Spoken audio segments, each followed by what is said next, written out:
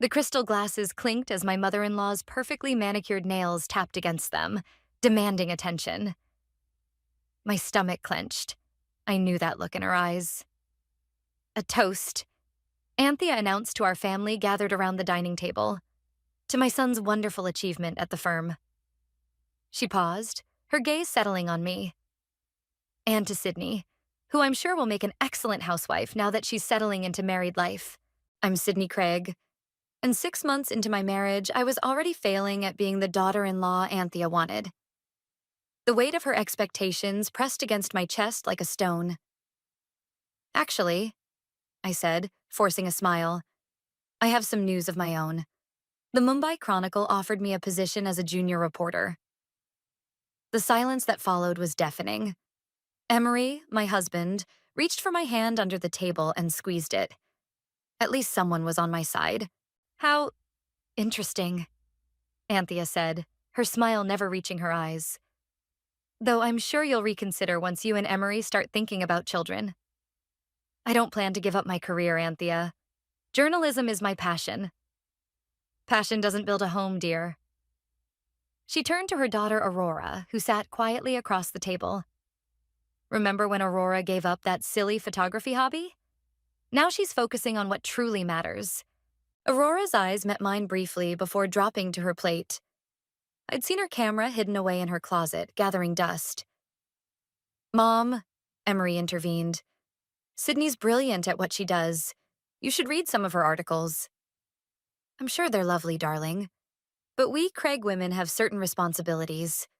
Your father didn't build this empire, so his daughter-in-law could run around chasing stories. My best friend Kira's words from my wedding day echoed in my head. That woman's going to be a nightmare. I should have listened.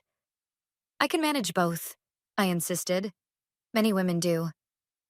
Many women aren't Craig women, Anthea replied smoothly, taking a sip of her wine. Now, who would like dessert? Later that night, as Emery and I got ready for bed in our apartment, the tension finally broke. I'm sorry about Mom, he said, pulling me close. She's traditional. Traditional? She's practically Victorian. I buried my face in his chest. Do you remember our wedding day? When she gave that speech about molding me into a proper Craig woman? She means well. Does she? I pulled away to look at him. Because it feels like she's trying to erase everything that makes me. Me. Give her time. She'll come around when she sees how talented you are. My phone buzzed. A text from Ren, my editor at the local magazine where I freelanced. Story approved. Deadline next week. This could be your big break. Speaking of talent, I showed Emery the message. I got the green light on that corruption piece I told you about. His face lit up. That's amazing. See? This is why you can't give up. You're meant for this. Try telling that to your mother. Maybe we should invite her to dinner, just us. Let her see the real you. I laughed. The real me? You mean the one she's been trying to suppress since day one? Sydney. I know. She's your mother. I sighed, sitting on the edge of our bed. But I can't keep pretending to be someone I'm not. This job at the Chronicle, it's everything I've worked for. Then take it, Emery said firmly. I'll support you, whatever Mom says. I looked up at him, this man who stood between two worlds. His mother's traditional values and his wife's modern ambitions. Promise? Promise. He kissed my forehead. Besides, who knows? Maybe Mom will surprise us. But as I lay in bed that night, watching Mumbai's lights twinkle through our window, I knew better. Anthea Craig didn't do surprises. She did expectations. And I had just declared war on every single one of them. My phone buzzed again. Another message from Ren. By the way, heard through the grapevine that Blaze is back in town. Might be competing for the same story. Perfect. Just perfect. My first love and biggest rival from college now thrown into the mix. As if dealing with Anthea wasn't complicated enough. I turned off my phone and closed my eyes, but sleep wouldn't come. Tomorrow I'd start my new job at the Chronicle, step into the newsroom and prove to everyone, especially Anthea, that I could be both a Craig woman and a journalist. Let the games begin. London? I nearly choked on my coffee. You can't be serious. Emery paced our living room, his tie loosened after a long day at the office. It's a huge opportunity, Sydney. The firm wants me to head their European division. And your mother just happened to suggest this to the board? I set my mug down harder than intended, coffee sloshing onto our coffee table. She's looking out for us, he said, but wouldn't meet my eyes. Think about it. London's amazing for journalism, too. I just started at the Chronicle. I grabbed my laptop, pulling up the draft of my corruption story. Look at this. I'm investigating corporate fraud at one of Mumbai's biggest tech companies. This could be huge. The doorbell rang, saving Emery from responding. My heart sank when I opened the door to find Anthea, immaculately dressed as always. Surprise. She breezed past me, air kissing Emery's cheeks. I brought dinner, and the London property listings you asked for, darling. I shot Emery a look. He'd already asked for listings? Actually, Mom, Emery started, we haven't decided. Nonsense, it's practically settled. Anthea spread the glossy brochures across our dining table. This townhouse in Kensington would be perfect for starting a family. My phone buzzed. A message from Ren. Source willing to talk. Meeting tonight. Crucial for the story. I have to go, I announced, grabbing my bag. Work emergency. Anthea's smile tightened. More important than family dinner? It's my job, Anthea. A job you won't need in London, she replied smoothly. The Craig family has connections with all the right social circles there. I turned to Emery. Are you going to say anything? He shifted uncomfortably. Mom's right about the opportunity. Unbelievable. I headed for the door, but Anthea's voice stopped me. You know, dear, I gave up a promising career in dance for this family. Sometimes sacrifice is necessary for greater happiness. I spun around. Is that what you tell Aurora about her photography? The room went silent. Even Anthea looked shocked at my outburst. I'll be late, I muttered, hurrying out before anyone could respond. The cafe where I met my source was crowded, but I spotted Kira immediately at our usual corner table. You look like hell, she said as I collapsed into the chair. Anthea's trying to ship us off to London. I ordered an espresso, then lowered my voice. Where's the source? About that. Kira glanced toward the door. Don't freak out. Blaze walked in, looking annoyingly handsome in his pressed shirt and journalist badge. My stomach dropped. You're the source? He slid into the seat across from me. Surprised? I've been working this story for months. Of course you have. I started gathering my things. I'm not interested in your leftovers, Blaze. Even if it involves your father-in-law's company? I froze. What? The tech company you're investigating?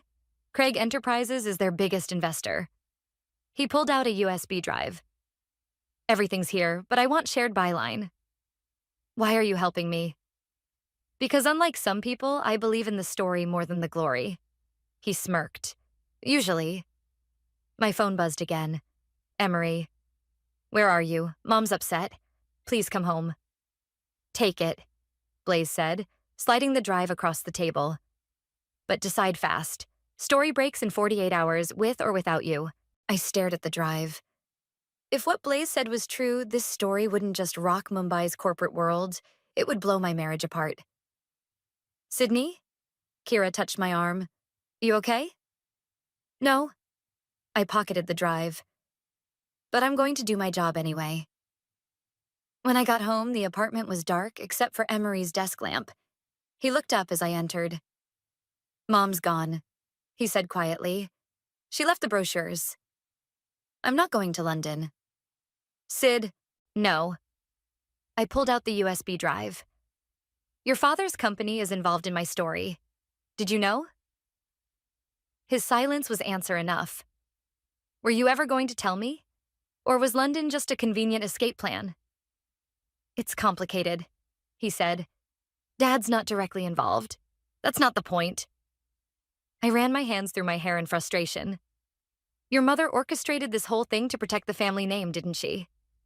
She's trying to protect you too, he said softly. Once the story breaks, I don't need protection. I need support. I need my husband to stand with me, not plot my exit strategy with his mother. Emery stood, reaching for me, but I stepped back. I'm staying at Kira's tonight, I said, heading to our bedroom to pack a bag. I need to think. Sydney, please. You know what hurts the most? I paused at the door. I actually believed you when you said you'd support me. Guess your mother was right about one thing. Sometimes sacrifice is necessary. I just never thought I'd have to sacrifice my marriage for the truth. 3 days at Kira's turned into a week. I threw myself into work, writing under the pseudonym Arya Stone to protect my investigation. The USB drive from Blaze proved invaluable, though I hated admitting it.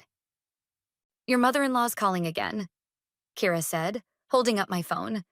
That's the 3rd time today. I kept typing. Let it ring. And Emery's texted 6 times. I can't deal with them right now. I gestured to my laptop screen. The story's almost ready. Look at these financial records. They've been siphoning millions through fake contracts. Sydney, Kira closed my laptop. You need to go home. I am home. To your actual home. To your husband. The doorbell rang before I could argue. Kira answered it, and to my surprise, Aurora walked in, carrying a familiar-looking camera. Hey, she said softly. Can we talk? I nodded, following her to Kira's balcony. The Mumbai sunset painted the sky orange, reminding me of countless evening teas with Anthea where I'd bit my tongue and played the perfect daughter-in-law. Mom's on the warpath, Aurora said, fiddling with her camera. She's convinced you're trying to destroy the family. I'm trying to do my job. I know. She raised the camera, snapping a quick photo of the sunset. That's why I brought you these. She pulled out an envelope stuffed with photographs. They showed various Craig Enterprises events, but focused on suspicious meetings between executives and the tech company I was investigating. You've been documenting everything, I whispered. Photography's not just a silly hobby. Aurora smiled sadly. Mom made me stop showing my work, but I never stopped taking pictures. Why are you helping me? Because you're doing what I couldn't, standing up to her. She handed me the envelope. But Sydney, be careful. Mom's not just angry, she's scared. Of what? Of you exposing what Dad's company has been doing? Of losing control? Of everything changing? Aurora took another photo, this time of me. She made me give up my dreams. Don't let her take yours too. My phone buzzed. Ren. Story's going to print tomorrow. Last chance to put your real name on it. I can't use my real name, I said, mostly to myself. It would destroy Emery. Maybe that's not your responsibility anymore, Aurora replied. Later that night, I finally went home. The apartment was dark, but Emery was awake, sitting in our kitchen. You're back, he said, voice rough. Just to get some clothes. The story comes out tomorrow, doesn't it? He stood up. Mom's lawyer called. They're prepared to sue if... Sue? I laughed bitterly. For reporting the truth? For defamation? For breaking confidentiality agreements you signed when we married? I never signed anything. Check the wedding paperwork again. He ran a hand through his hair. Mom thinks of everything. I started toward our bedroom, but he caught my arm. Wait, he said. I found an apartment in London. We could leave tonight. Start fresh. Run away, you mean? Let your father's company keep stealing? Let your mother keep controlling everyone's lives? I'm trying to save our marriage. By helping them bury the truth? I pulled away. That's not saving anything, Emery. That's surrender. A key turned in the lock. Only one other person had a key. Anthea walked in, perfectly composed despite the late hour. I thought I heard voices, she said. Sydney, dear, you're looking rather tired. London would do wonders for your complexion. Stop it, I snapped.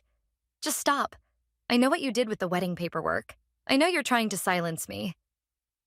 I'm trying to protect this family. Something you seem incapable of understanding. By forcing Aurora to give up photography? By making me choose between my marriage and my integrity? By ensuring we survive. Anthea's composure cracked. Do you think I enjoyed giving up dance? That I don't see Aurora's talent? But survival means sacrifice. No, I said, suddenly calm. Survival means growth. Change. Evolution. Everything you're fighting against. My phone buzzed one final time. Ren. Deadline in 1 hour. Your name or the pseudonym? I looked at Emery, then at Anthea. The story runs tomorrow, under my real name. Then you've made your choice, Anthea said coldly.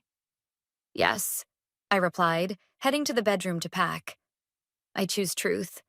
I choose integrity. I choose to be someone Aurora can look up to, instead of another cautionary tale about dreams sacrificed on the altar of family reputation.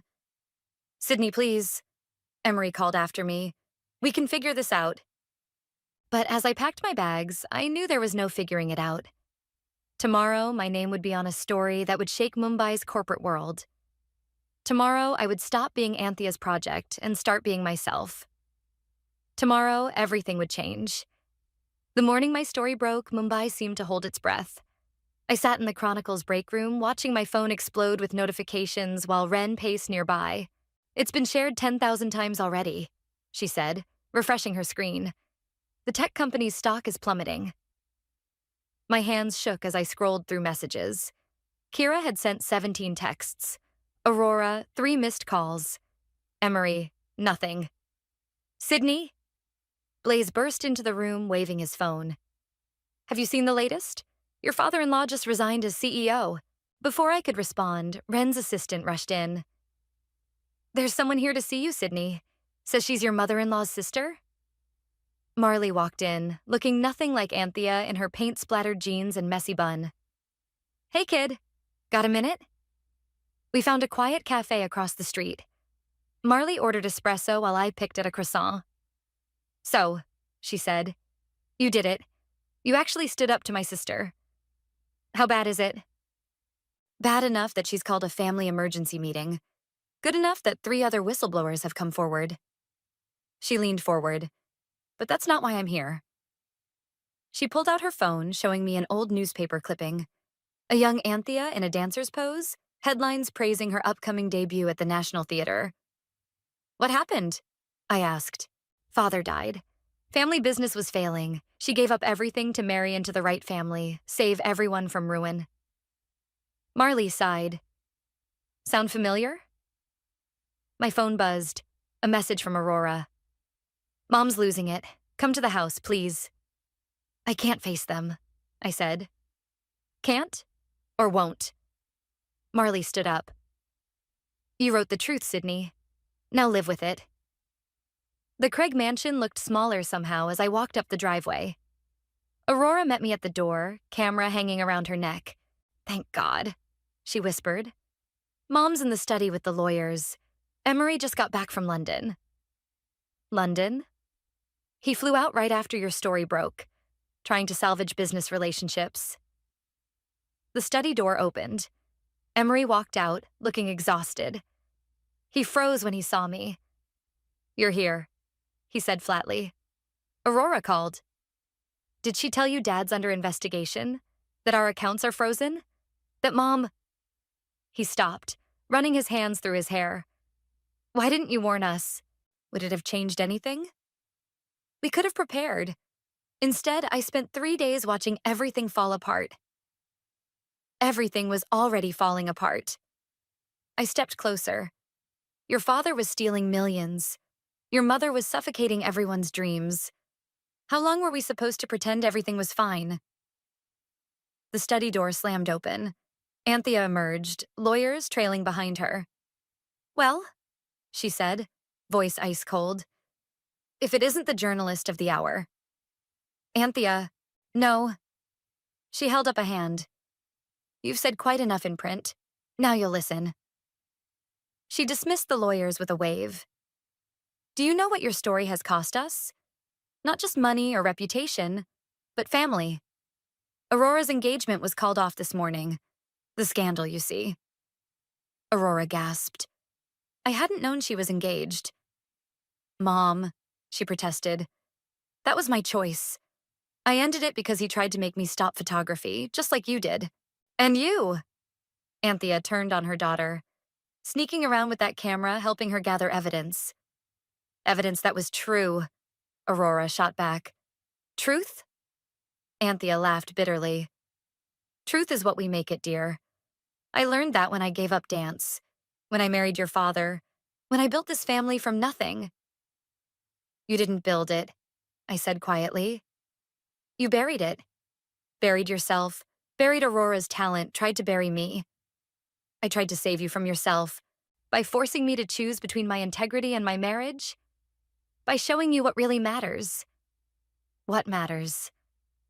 Emery's voice cut through the argument. How about this?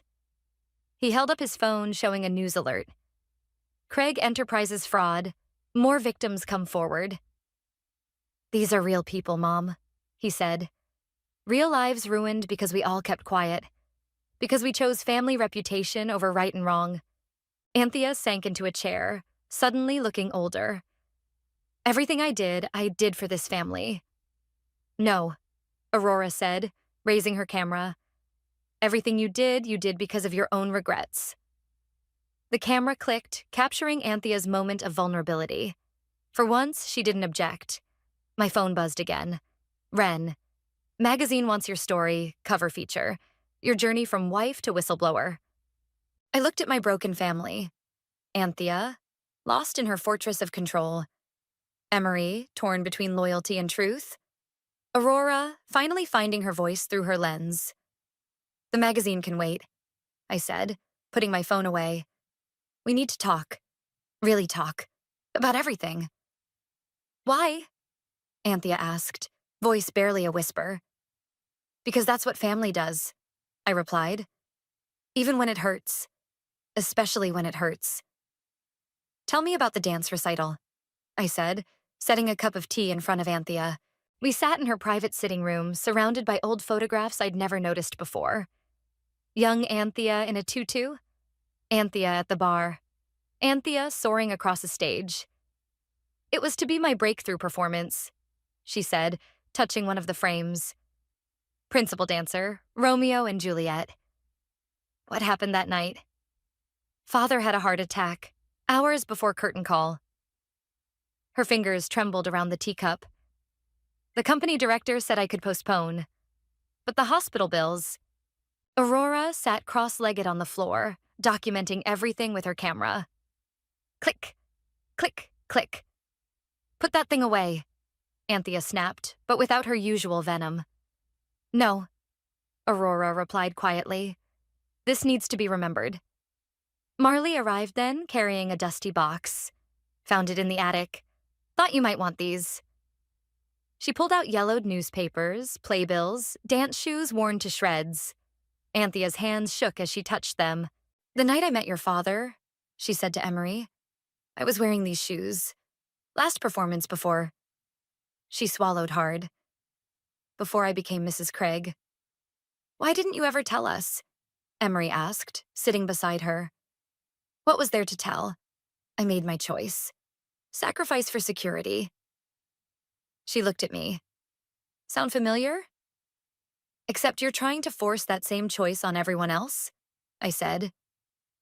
You're making Aurora hide her talent, trying to make me give up my career. I was protecting you. From what? Following our dreams?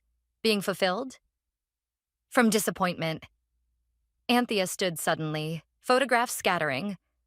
From having everything you love ripped away because of responsibility. From becoming... She gestured to herself. This. The room fell silent except for Aurora's camera. Click. Mom, Emery said softly. Is that why you pushed the London move? To stop Sydney before she got too invested? I saw the signs, Anthea whispered. The late nights, the passion in her eyes, the way she lit up talking about her work. Just like I used to. Marley pulled something else from the box. A letter, edges worn. Remember this? Your acceptance to the Paris Opera Ballet. You were accepted to Paris? Aurora lowered her camera. 2 weeks after father died. Anthea took the letter, hands trembling. I burned the original. How did you? I saved a copy, Marley said. Thought someday you'd want to remember who you were, before you started forcing everyone else to forget who they are. My phone buzzed. Ren again. Magazine deadline tomorrow. Are you in? The magazine wants me to tell my story, I said. The whole story. To drag our name through the mud again? Anthea's walls started rising. No, I set my phone down. To tell the truth about sacrifice, about choices, about how trying to protect people from pain sometimes causes more damage than letting them risk getting hurt. They'll paint me as the villain. Only if you keep acting like one. I moved closer to her. But what if instead we tell a different story? About a brilliant dancer who gave up everything for her family, who got so scared of seeing history repeat itself that she forgot something important. What's that? That sometimes the biggest act of love is letting people choose their own path. Aurora raised her camera again, but this time Anthea didn't object. Click. I found your old dance videos, Aurora said. In the attic. You were magnificent. I was free, Anthea corrected, touching another photograph. Until I convinced myself that freedom was selfish. Emery picked up one of the playbills. You could teach, you know. The dance academy downtown is looking for instructors.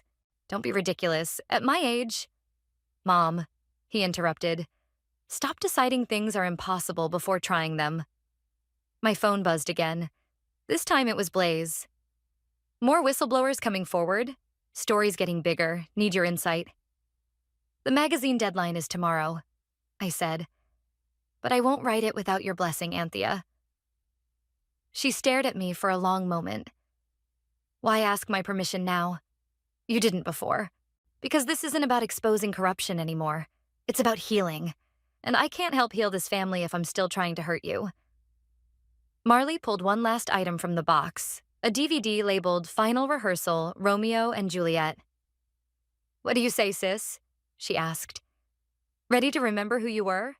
So you can finally see who everyone else is trying to be? Anthea looked around the room. At Aurora with her camera, at Emery holding the playbill, at me with my phone full of deadlines and stories. For the first time, she seemed to really see us. Yes, she whispered. Put on the video. As young Anthea danced across the screen, Aurora kept photographing, documenting not just the past on TV, but the present in the room. The walls coming down. The truth breaking through. Click, click, click. You're really going through with this? Kira asked, adjusting my blazer as we stood outside the Craig mansion. A high tea? After everything? Anthea's idea, I said, clutching my advance copy of the magazine. She wants to face things properly, whatever that means. The garden was set up exactly as Anthea liked. Bone china teacups, silver service, tiny sandwiches arranged just so. Mumbai's elite mingled awkwardly, clearly unsure whether to acknowledge the scandal or pretend everything was normal. Sydney. Blaze appeared, notepad in hand. Quite a turnout. Mind if I cover this for the Chronicle? Actually, I started, but Anthea's voice cut through the crowd. Mr. Phillips, welcome. She glided over, every inch the perfect hostess. Please do stay. I believe you'll find today's events newsworthy. I shot her a questioning look, but she was already moving away, greeting other guests. Aurora circulated with her camera, documenting everything. Where's Emery? I asked when she passed by. Getting Mom's surprise ready, she whispered, then disappeared into the crowd. The guests settled around elegant garden tables. I found myself seated between Kira and Marley, directly across from Anthea. The magazine burned in my lap. Friends, family. Anthea stood, tapping her teacup gently. Thank you for coming. I know recent events have caused quite a stir. The crowd shifted uncomfortably. Many of you are wondering why I've gathered you here today. Some might expect damage control, or perhaps a public denouncement of recent revelations. Her eyes met mine. I held my breath. Instead, I want to share something else. She nodded toward the house. Music began to play, the Romeo and Juliet ballet score. Emery emerged carrying a projector screen. Behind him, Aurora set up a laptop. The video from the attic began playing, young Anthea dancing, full of passion and promise. 30 years ago, I made a choice. Anthea continued as her younger self twirled on screen. I chose security over passion, safety over art, and then I spent decades forcing others to make the same choice. Gasps rippled through the crowd. This wasn't the Anthea they knew. My daughter-in-law recently wrote an exposé that shook our family to its core, but she also wrote another story. Anthea gestured to the magazine in my lap. Sydney, would you share it? Hands trembling, I opened to the cover story. The Price of Silence, How 3 Generations of Women Found Their Voice. Read it, Anthea said softly. Please. I cleared my throat. In a mansion in Mumbai, 3 women wage silent wars with their dreams. A dancer who gave up her passion to save her family. A photographer whose lens captures truth in shadows. A journalist seeking stories in the spaces between duty and desire. This is not a story about corruption, though corruption brought it to light. This is a story about the price we pay for silence and the power we find in breaking it. The crowd was silent. On screen, young Anthea continued to dance. My daughter Aurora, Anthea gestured to where Aurora stood with her camera, will be hosting her first photography exhibition next month. And she took a deep breath, will be teaching dance at the Mumbai Academy of Arts, sharing what I should never have hidden. Marley reached for her sister's hand. For once, Anthea didn't pull away. As for Sydney, Anthea turned to me. She has shown me that sometimes the bravest thing we can do is tell the truth, even when that truth hurts, especially when it hurts. Emery appeared at my side, squeezing my shoulder. The gesture said everything we hadn't been able to say to each other since the story broke. The magazine hits stands tomorrow, I said, standing to join Anthea, along with announcements of full restitution to everyone affected by the corporate fraud. Right, Emery? He nodded. Every penny. And the London position? Someone called out.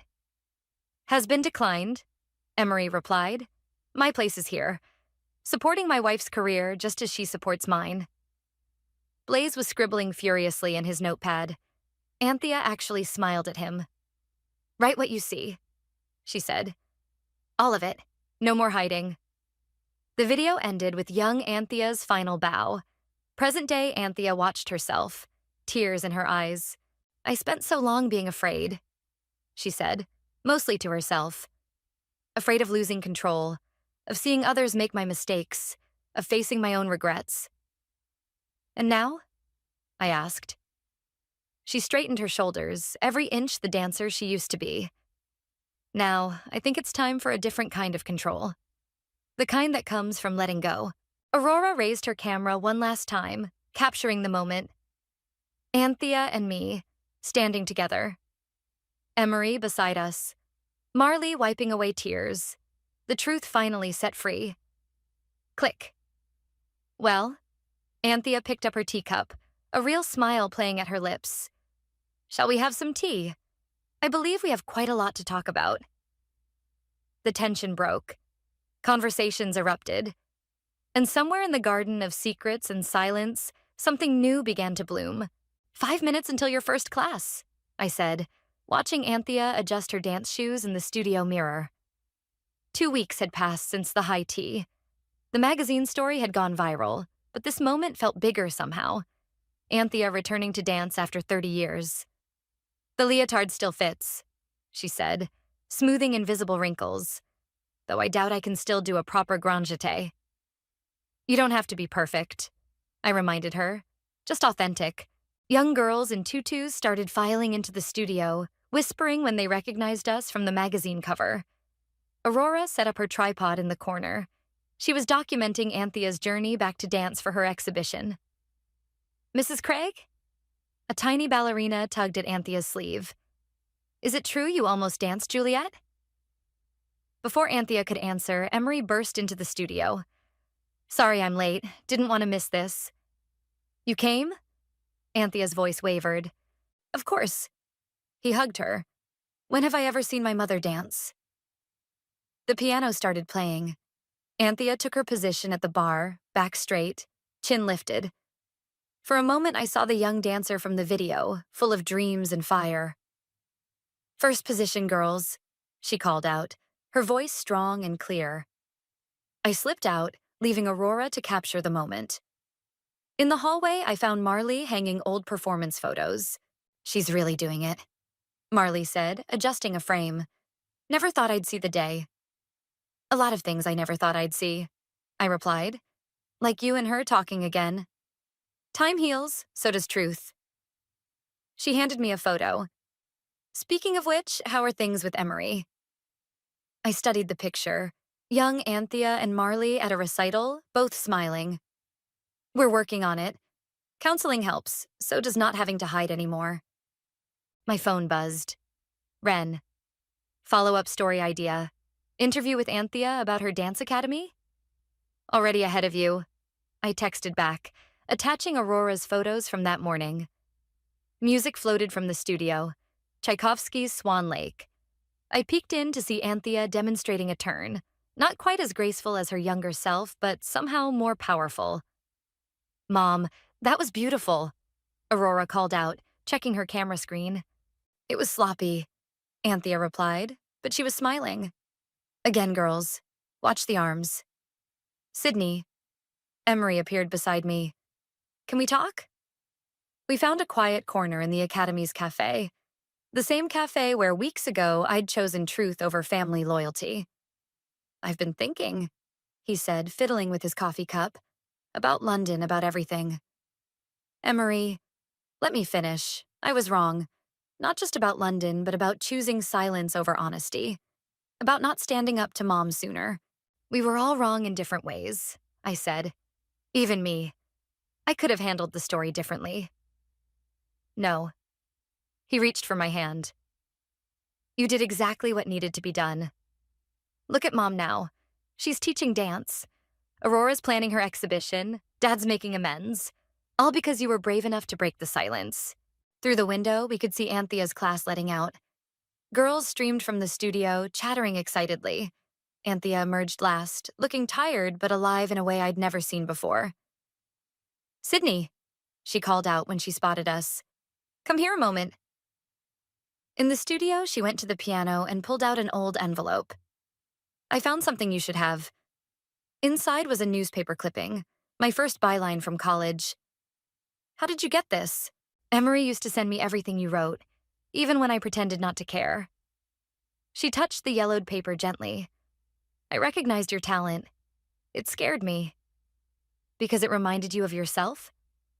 Because I knew I couldn't control it, just like dance couldn't be controlled. She moved to the bar, assuming first position. But some things aren't meant to be controlled. They're meant to be set free. Aurora appeared with her camera.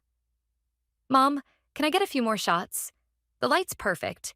Actually, Anthea said, why don't you give the camera to Emery? Come join me at the bar. What? You have a dancer's build. I've always noticed. Anthea patted the bar. Let's see if photography isn't your only inherited talent.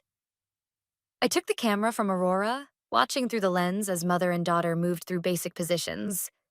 Their reflection in the mirror showed matching expressions: concentration, discovery, joy. Click. Sydney? Anthea called out. There's room for one more. Oh no, I laughed. I'm a writer, not a dancer. And I'm a dancer who became a housewife who became a teacher. She held out her hand. Sometimes the best stories are the ones that surprise us. Emery took the camera from me, grinning. Go on, I want to document this. So there we were, journalist, photographer, and reformed control freak, learning basic ballet positions while Emery captured it all on film. And somehow, in that sunlit studio, we found a new kind of family rhythm. Click, click, click. Ready? Aurora adjusted the lighting one last time, her exhibition opening just minutes away. The gallery walls showcased her journey.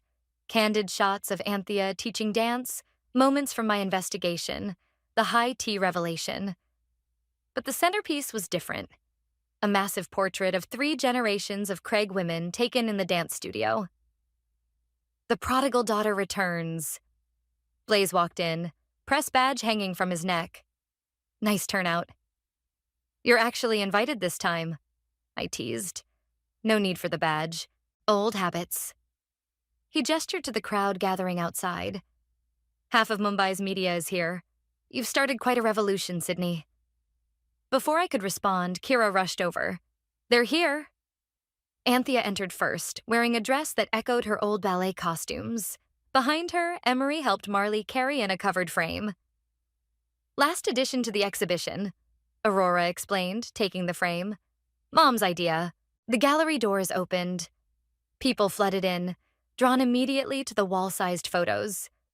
I heard gasps as they recognized faces, pieced together the story told through Aurora's lens. Sydney? Anthea touched my arm. Come with me? She led me to a quiet corner where the covered frame waited. Before Aurora unveils this, I want you to see it first. She pulled away the cloth. There, beautifully framed, was my original article about the corporate fraud, side by side with the magazine cover story. Between them, a handwritten note. To my daughter-in-law, who taught me that the truth doesn't break families. Secrets do.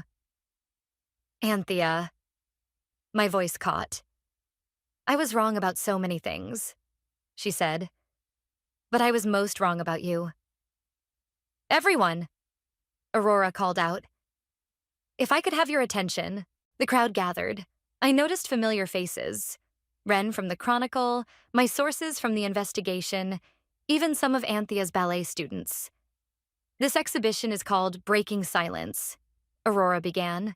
It's about truth, family, and the courage to be who you really are. She unveiled the final piece. And it's dedicated to 2 women who showed me that courage firsthand. Applause filled the gallery. Emery appeared beside me, slipping his hand into mine. There's something else, he whispered. Watch, Mom. Anthea moved to the center of the room, her dancer's grace evident in every step. When my daughter-in-law first exposed our family's secrets, I thought she was destroying us. Instead, she forced us to rebuild something better. She gestured to the photos. These images tell a story of transformation. But transformation isn't just about changing. It's about returning to who you were always meant to be. The gallery lights dimmed. A spotlight appeared. Music began to play. Romeo and Juliet. Oh my God, I whispered, recognizing the piece from her old rehearsal video. Anthea took position. The crowd fell silent as she began to dance. Not the complex choreography of her youth, but something simpler, more powerful. A dance of redemption. Aurora raised her camera. Click. When the music ended, there wasn't a dry eye in the gallery. Anthea held her final pose, tears streaming down her face. Brava, Marley called out, starting a wave of applause. I have an announcement, Anthea said once the clapping subsided. The Academy is expanding. We're adding a photography studio and a journalism workshop. Because art isn't just about dance, it's about every voice that needs to be heard. She turned to me. Sydney, I hope you'll teach some classes. Show others how to tell their truth. Only if you'll teach me more ballet, I replied, making her laugh. Deal. The evening continued, but the real story was in the quiet moments. Aurora showing her students around the exhibition. Emery proudly explaining his mother's dance to guests. Marley and Anthea planning the Academy's expansion. Quite a change from family dinners with perfect table settings, Kira commented, handing me a champagne flute. Everything's changed, I said, watching Anthea demonstrate a dance position to an entranced group of journalists. Not everything. Emery joined us. Some things just got stronger. My phone buzzed. Ren again. But this time I didn't check it.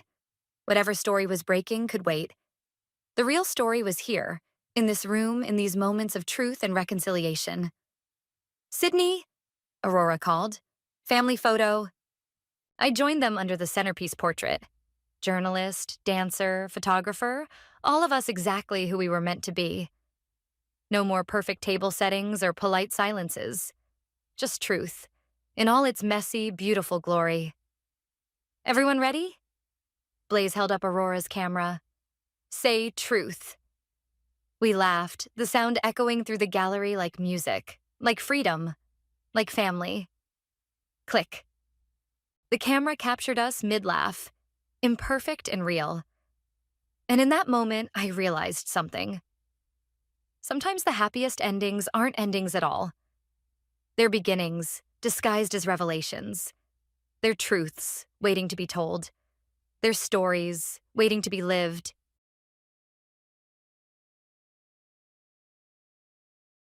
In the lobby of the Massachusetts General Hospital's Child Welfare Center, where spring sunlight streamed through the windows, Olivia Williams was reviewing her final meeting materials. There was just an hour left until the center's annual charity event. For her, a Texas native, navigating Boston's high society was still an unfamiliar task. Having grown up in Houston, she sometimes found the city's old customs and multi-generational relationships suffocating. Just then, a gentle voice came from behind her. "Ms. Williams, your proposal was excellent. Your approach to helping abused children is truly innovative." When she turned around, there stood a tall man. Michael Anderson, an executive at Life Health Pharmaceuticals. As his clear eyes gazed at her from above his deep blue suit, Olivia found herself momentarily speechless. That was their beginning. Michael was a sincere man who valued family. On holidays, they would stroll through Boston Common together, ride bikes along the Charles River, and spend time in old bookstores. Occasionally, he would share memories from his childhood, days spent in a large mansion on Beacon Hill, his youth spent following in the footsteps of his Harvard-educated father. These stories seemed like tales from another world to Olivia. After a year of dating, Michael proposed to Olivia at a small French restaurant on Newbury Street. Snow was falling quietly outside the window, and candlelight on the table cast their shadows dancing on the wall. However, meeting the Anderson family cast a small shadow over Olivia's heart. At the formal introduction in their Beacon Hill mansion, Olivia found herself hesitating before the imposing 19th-century building. Carol Anderson was known as one of Boston's premier philanthropists. As the chairwoman of the Children's Future Foundation, she had accomplished numerous achievements. She also served as a Harvard University trustee, with connections extending throughout political and financial circles. That day, she greeted Olivia with a perfect smile.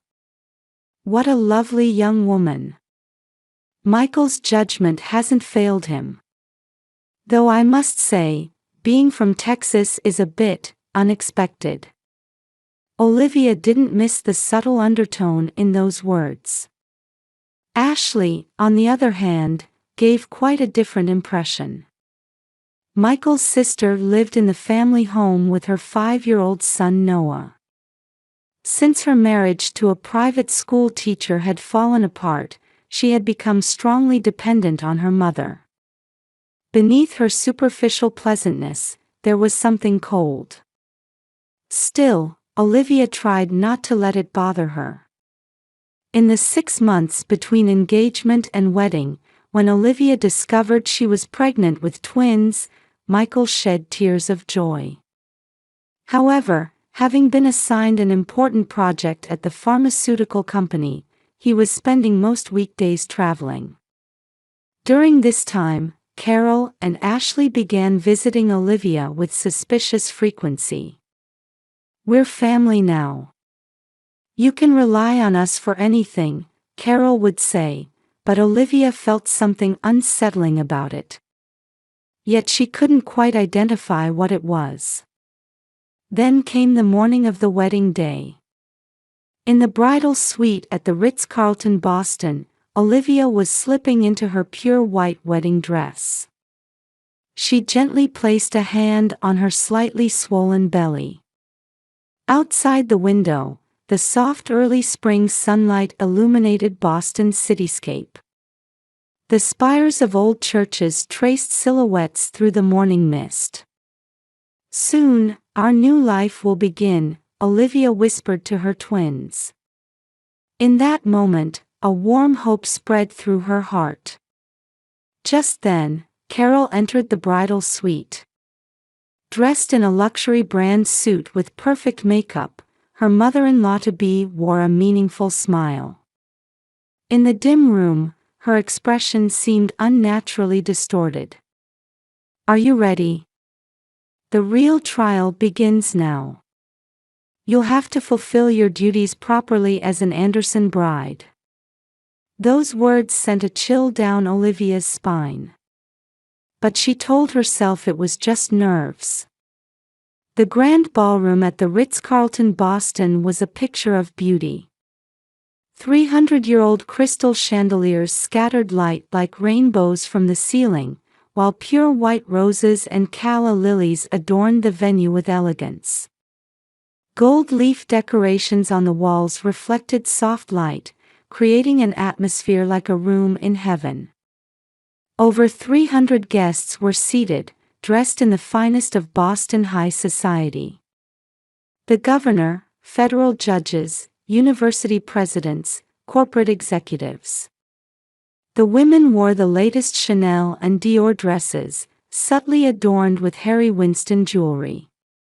Local media representatives lurked in the corners of the venue, eager not to miss the wedding of the Queen of Philanthropy's eldest son. The society page reporter from the Boston Globe seemed to already be crafting the headline, "Wedding of the Century," in their mind. As the noon bells rang, the solemn tones of the pipe organ filled the air. Olivia took her first step onto the aisle, guided by Michael's warm gaze as she slowly walked forward. Her pure white wedding dress was specially designed by Vera Wong, a dress that Carol had strongly insisted was befitting a bride of the Anderson family. Every piece of lace was designed to express the dignity of the bride. As hymns played solemnly, the couple faced each other before the minister. Michael's eyes were filled with pure love. The ceremony proceeded smoothly. They exchanged vows and rings, pledging their love. Yet deep in Olivia's heart, the anxiety from the morning remained. As the reception began, the atmosphere gradually became more festive. Champagne corks popped, and a live orchestra filled the room. The Boston Symphony Orchestra's principal violinist created an elegant atmosphere with Mendelssohn's Wedding March. The chef's special, poached Maine lobster with seasonal vegetables, was served, and wine flowed freely. "Ladies and gentlemen," Carol's voice rang through the venue as she took the microphone. Dressed in an Oscar de la Renta drop-shoulder gown, she embodied the dignity of high society's queen. "I thank you all from the bottom of my heart for gathering here on this joyous day for the Anderson family." Warm applause erupted from the audience at her mother-in-law's perfect smile. But the next moment, Michael's phone rang. "An emergency conference call with a client," he said. With an apologetic expression, he left his seat and the venue. "I should be back in about 30 minutes, were his last words as Olivia was left alone. In that moment, she instinctively knew something was about to happen. As if on cue, the atmosphere began to change. First, the waitstaff's attitude shifted. Service to Olivia's table became extremely delayed. Wine wasn't poured. Eyes around the room began darting toward her. The subtle harassment particular to high society had begun. Ashley started speaking deliberately loudly. Her Hermes dress gleamed like a poisonous snake. "Hey, do you know where in Texas she's from? It's Houston, and not just anywhere in Houston, the low-income area. Her father was a supermarket clerk, her mother a cleaning lady. To think that in our family line." Laughter began leaking from corners of the venue. Olivia took a deep breath and maintained her composure. As a child welfare counselor, she was trained to deal with people's malice. Facing abuse and discrimination was part of her daily work. But the atmosphere here was clearly abnormal. Carol took the microphone again. This time, her previously loving expression had vanished, replaced by a cold smile. The chandelier light made her expression even more eerie. Her eyes gleamed with an unusual brightness beneath her makeup. "Oh yes, I have an announcement to make," Carol's voice deliberately slowly echoed through the venue. "Let me introduce our new housekeeper." The venue fell dead silent. The high society crowd seemed to hold their breath, as if sensing what was about to happen. "From now on, you'll be our housekeeper and babysitter. You're nothing but a slave. That's only natural if you're entering the Anderson family." At those words, Olivia instinctively tried to stand up. But as if anticipating this movement, Carol's foot moved swiftly. Her luxury brand leather boot struck out toward Olivia's abdomen. A dull thud echoed, followed by sharp pain. She had been kicked in her pregnant belly by the leather boot. Olivia reflexively curled up, trying to protect her twin babies. Before she could even scream, Ashley's high-pitched laughter rang out. Elegantly tilting her crystal wine glass, she said, "Of course, you'll take care of my baby too. For free. And all of Noah's care is your job too. That's only natural for a servant, isn't it?" Hesitant laughter began leaking from the venue. While witnessing this abnormal scene, the high society crowd, fearing the Anderson family's influence, remained silent. Though some lowered their eyes, others turned away. Media reporters were frantically writing. Tomorrow's headlines seemed to already be forming in their minds. Their eyes were bloodshot with the anticipation of a scandal for the social pages. At that moment, a single tear rolled down Olivia's cheek. But it wasn't a tear of fear or humiliation. Her eyes held a strong light of determination. Quietly standing up, she walked toward the exit. Back straight, never looking back. Just before touching the door, she said in a small but firm voice, "Please wait. I've recorded everything." The festive atmosphere of the venue froze instantly. The blood drained from Carol's face. When the door opened, 2 police officers stood there. Detective James O'Connor from the Boston Police Special Investigation Unit and Lieutenant Sarah Morrison from the Child Abuse Special Task Force. Behind them stood Michael. His expression showed a mix of anger and sadness. "Mrs. Carol Anderson, you're under arrest for assault." Detective O'Connor's voice echoed through the silent venue. The chandelier light dimly illuminated the police badges. The color drained from Carol's face. "What nonsense! Arrest me. I am Boston's. And we're also arresting you for causing harm to unborn children," Lieutenant Morrison calmly added. "We also have evidence of long-term psychological abuse." Ashley screamed. "Mother! This must be some mistake." She hurriedly stood up but stumbled, dropping her wine glass, which shattered on the floor. Deep red wine spread across the pure white carpet. Then Olivia took out her smartphone. "Here's the evidence." The recording played. "That woman will make a perfect slave. While Michael is away on business trips, we'll work her to the bone." "Yes, Mother. And if she doesn't obey us, those children will also receive appropriate punishment." Carol and Ashley's conversation was recorded in detail. Dates, times, locations, all documented. This wasn't just emotional outburst, it was evidence of planned abuse. Michael stepped forward. "Mother, why?" His voice was filled with deep sadness. "Oh, Michael. Why indeed?" Carol suddenly broke into a cold smile. "We are a chosen lineage. That country bumpkin and her children." Silence. Michael's angry voice shook the venue. No one had ever seen the usually gentle man so angry. "That's enough.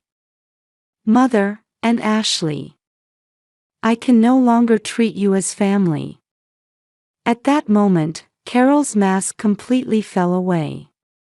"Your family is here. We are your real family. That woman is nothing but..." She suddenly lunged toward Olivia. However, her movement was immediately stopped by the police officers. The cold handcuffs bit into Carol's thin wrists. Ashley had collapsed in tears. "Noah, what will happen to my son?" Lieutenant Morrison answered calmly. "Child Services will make appropriate decisions. Your son's safety comes first." The venue was in chaos. The high society crowd was speechless at this unexpected turn of events. Media frantically wrote, camera flashes flickering. To think that Carol would. Beneath that philanthropist's mask. What will happen to the Children's Future Foundation? Whispers circulated through the venue. But they weren't voices of sympathy, rather, they contained disgust for years of hypocrisy. Olivia quietly walked to Michael. He gently embraced his wife, softly placing his hand on her belly. "Are you all right? Let's go to the hospital."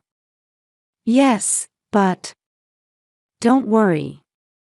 I won't let anyone hurt you all anymore." A warm atmosphere began surrounding the couple. Several guests approached, offering kind words. At that moment, the venue doors opened again. The Massachusetts General Hospital emergency medical team had arrived. Dr. Sarah Watson, an obstetrician and Olivia's colleague, rushed over. "Olivia. Let's examine you right away." The paramedics carefully moved Olivia onto a stretcher. Michael held her hand tightly as he accompanied her. Carol and Ashley were led away by police officers. Their retreating figures had completely lost their former dignity. Their luxury brand dresses now looked like pitiful protective gear. Among the remaining guests, a man stood up. A justice of the Massachusetts Supreme Court. "This is a grave matter. We need to immediately investigate all activities of the Children's Future Foundation." Other board members nodded at his words. After years of hypocrisy, all truths were about to be revealed. Initial police investigations revealed increasingly shocking facts. Carol's abuse wasn't new. Traces of abuse against past housekeepers, young staff members, and even her own daughter Ashley. Everything had been perfectly concealed, but now that darkness was about to be exposed to light. That night, at the hospital bedside holding Olivia's hand, Michael quietly spoke. "Thank you for your courage. And I can never forgive myself for not noticing my mother and sister's true nature." Olivia smiled and answered, "It's not your fault. And we still have hope." She gently placed her hand on her belly. The ultrasound showed the twins were safe. The interrogation room at Boston Police Headquarters was illuminated by cold fluorescent lights. Carol Anderson sat in a hard chair, still in her luxury brand dress. A large mirror was mounted on the wall, behind which investigators observed her every move. "Let me confirm again," Lieutenant Sarah Morrison opened a thick file. In front of her lay mountains of evidence gathered from the investigation. "Your history of abuse spans quite a long period." Carol snorted.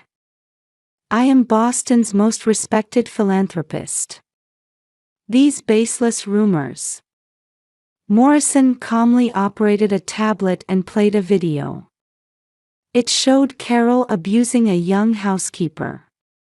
Security camera footage from the Anderson mansion in 2019. Then 2020, 2021, 2022. In the successive videos, Carol's cruelty escalated year by year. "Are these rumors too?" Carol's expression tensed. "That's. And there's more." This time, audio played. A conversation with Ashley's husband, ex-husband. Furthermore, internal whistleblower emails from the Children's Future Foundation were disclosed one after another. Fraudulent accounting, embezzlement of donations, improper intervention in personnel matters. Evidence of systematic crimes spanning over 20 years came to light one after another. In another room, Ashley was also being interrogated. She had already begun telling everything. "Mother demanded perfection from us," she spoke in a trembling voice. "Mistakes were absolutely forbidden. Bringing shame to the Anderson name was the greatest sin." When she rolled up her sleeve, old abuse scars appeared. "But I believed in Mother's love. I convinced myself it was all for our sake." Outside the interrogation room, Michael was having a serious discussion with a lawyer.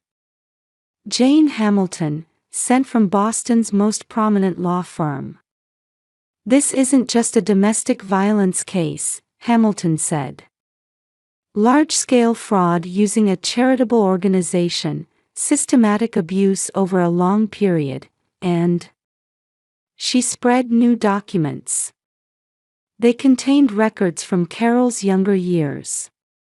1985, her first marriage. Her husband's suspicious accidental death.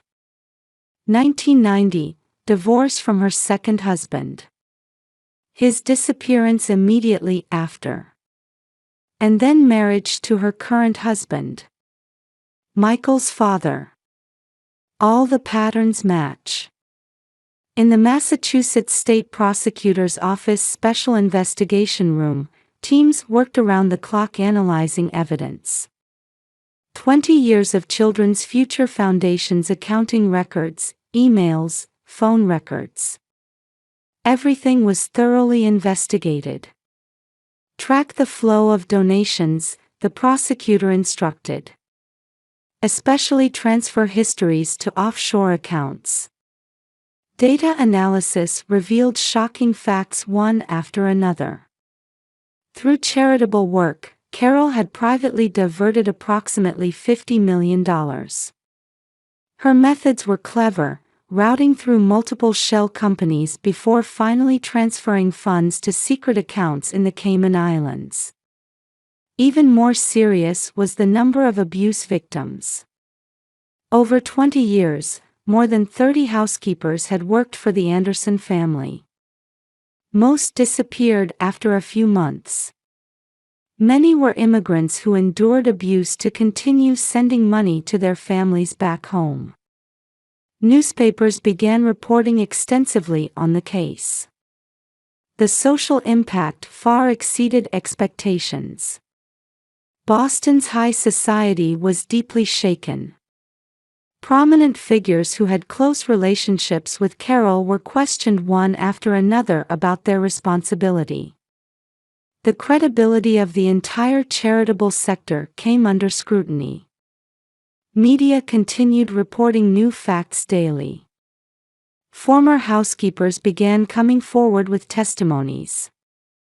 We were constantly watched by surveillance cameras. Meals were only once a day, and just leftovers. They took our passports and restricted our movements. The Massachusetts General Hospital medical team analyzed traces of past abuse medically. The results were even more shocking. Ashley's body bore marks of abuse from childhood. However, they had been cleverly concealed. What was claimed to be treatments at luxury spas was actually treatment for hiding scars. New testimonies emerged from within the Children's Future Foundation as well. Her attitude at board meetings was like a dictator. Staff who voiced opposing opinions were immediately ruined.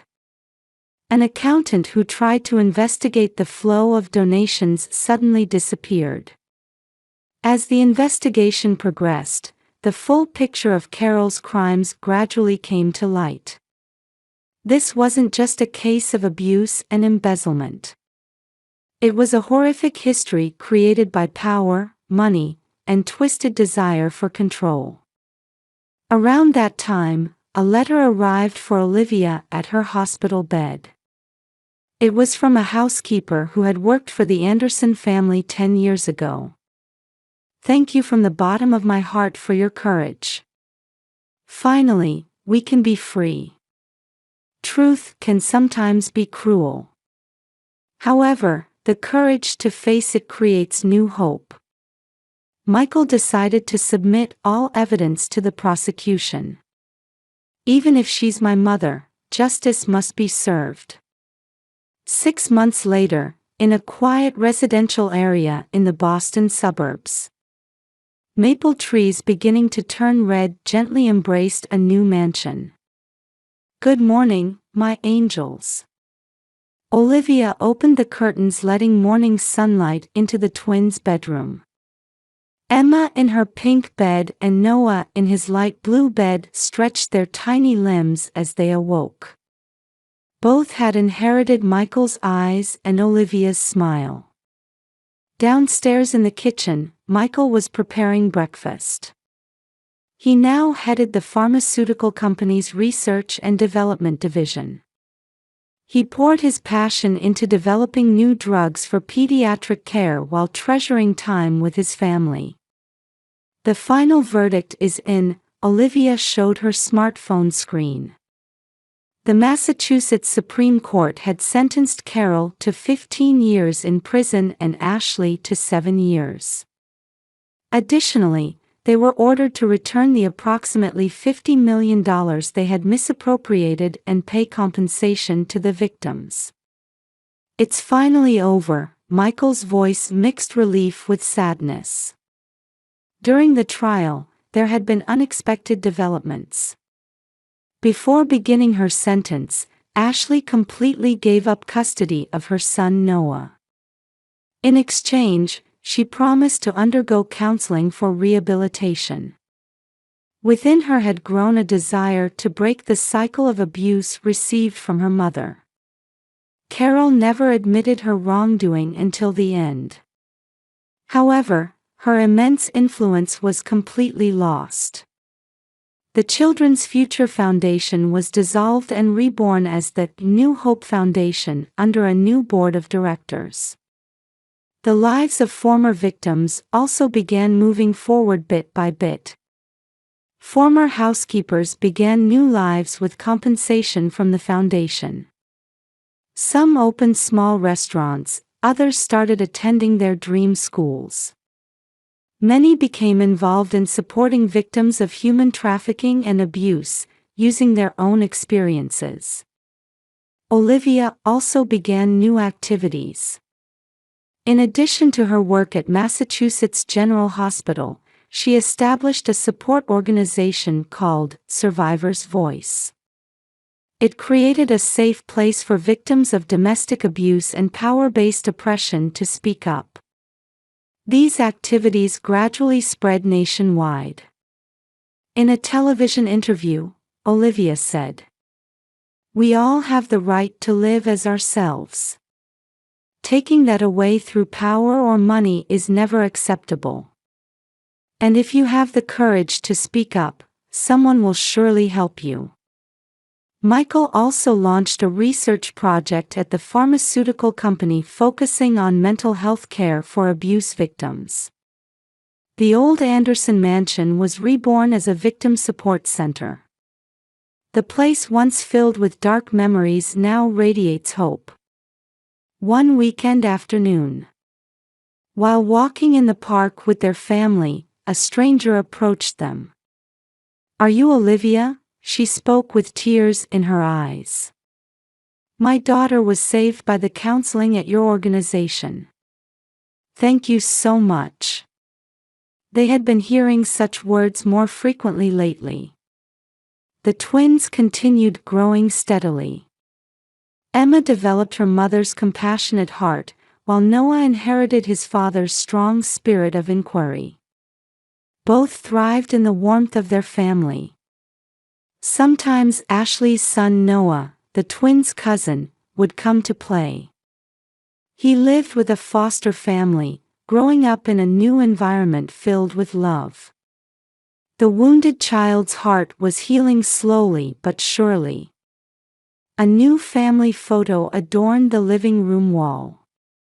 It showed the smiling family of 4 with a large maple tree that had grown tall. The past suffering had certainly left deep scars. However, those scars now served as proof of new hope. Michael and Olivia walked forward together. Though they sometimes shed tears, they never lost hope. And their story continues to give courage to many people. The importance of speaking up. The strength to protect loved ones. And hope for building a new future. In the evening sky they watched as a family, a sunset spread across the horizon, promising a new tomorrow. "Hey, Michael," Olivia said while holding the twins. "We're going to be all right." "Yes, we are," he answered with a gentle smile. "Let's keep walking forward together." The seasons change, trees sprout new buds, and the story of hope continues.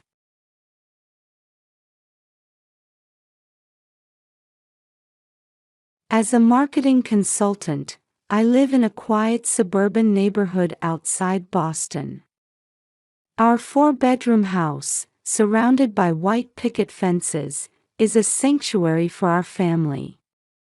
My husband David, a senior executive at an IT company earning over $250,000 a year, is dedicated to his work yet always puts family first.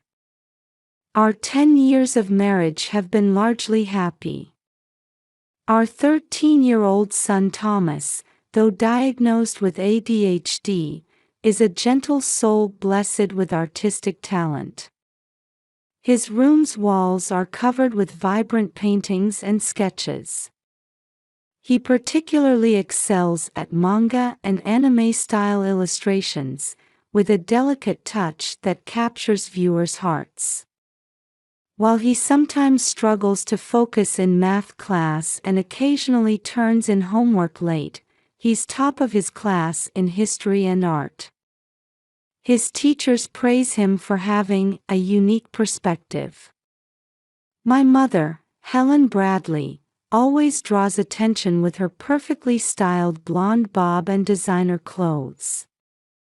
She runs Bradley Real Estate, a renowned local real estate company, and is a pillar of high society. Her three-story Victorian mansion in Boston's upscale district frequently hosts lavish parties attended by local dignitaries.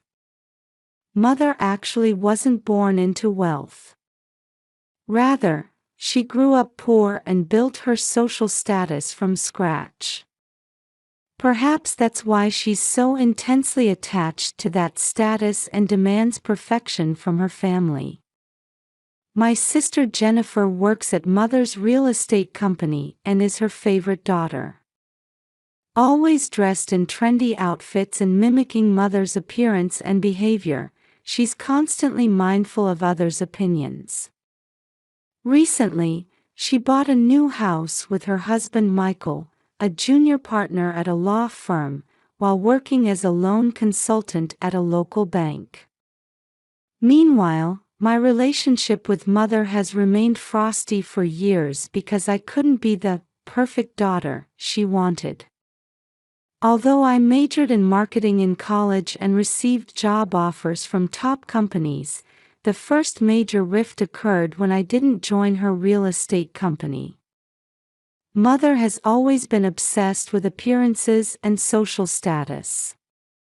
She considers Thomas, with his ADHD, a family disgrace and refuses to acknowledge his existence. Unlike her other grandchildren, his Christmas and birthday presents are merely token, cheap gifts.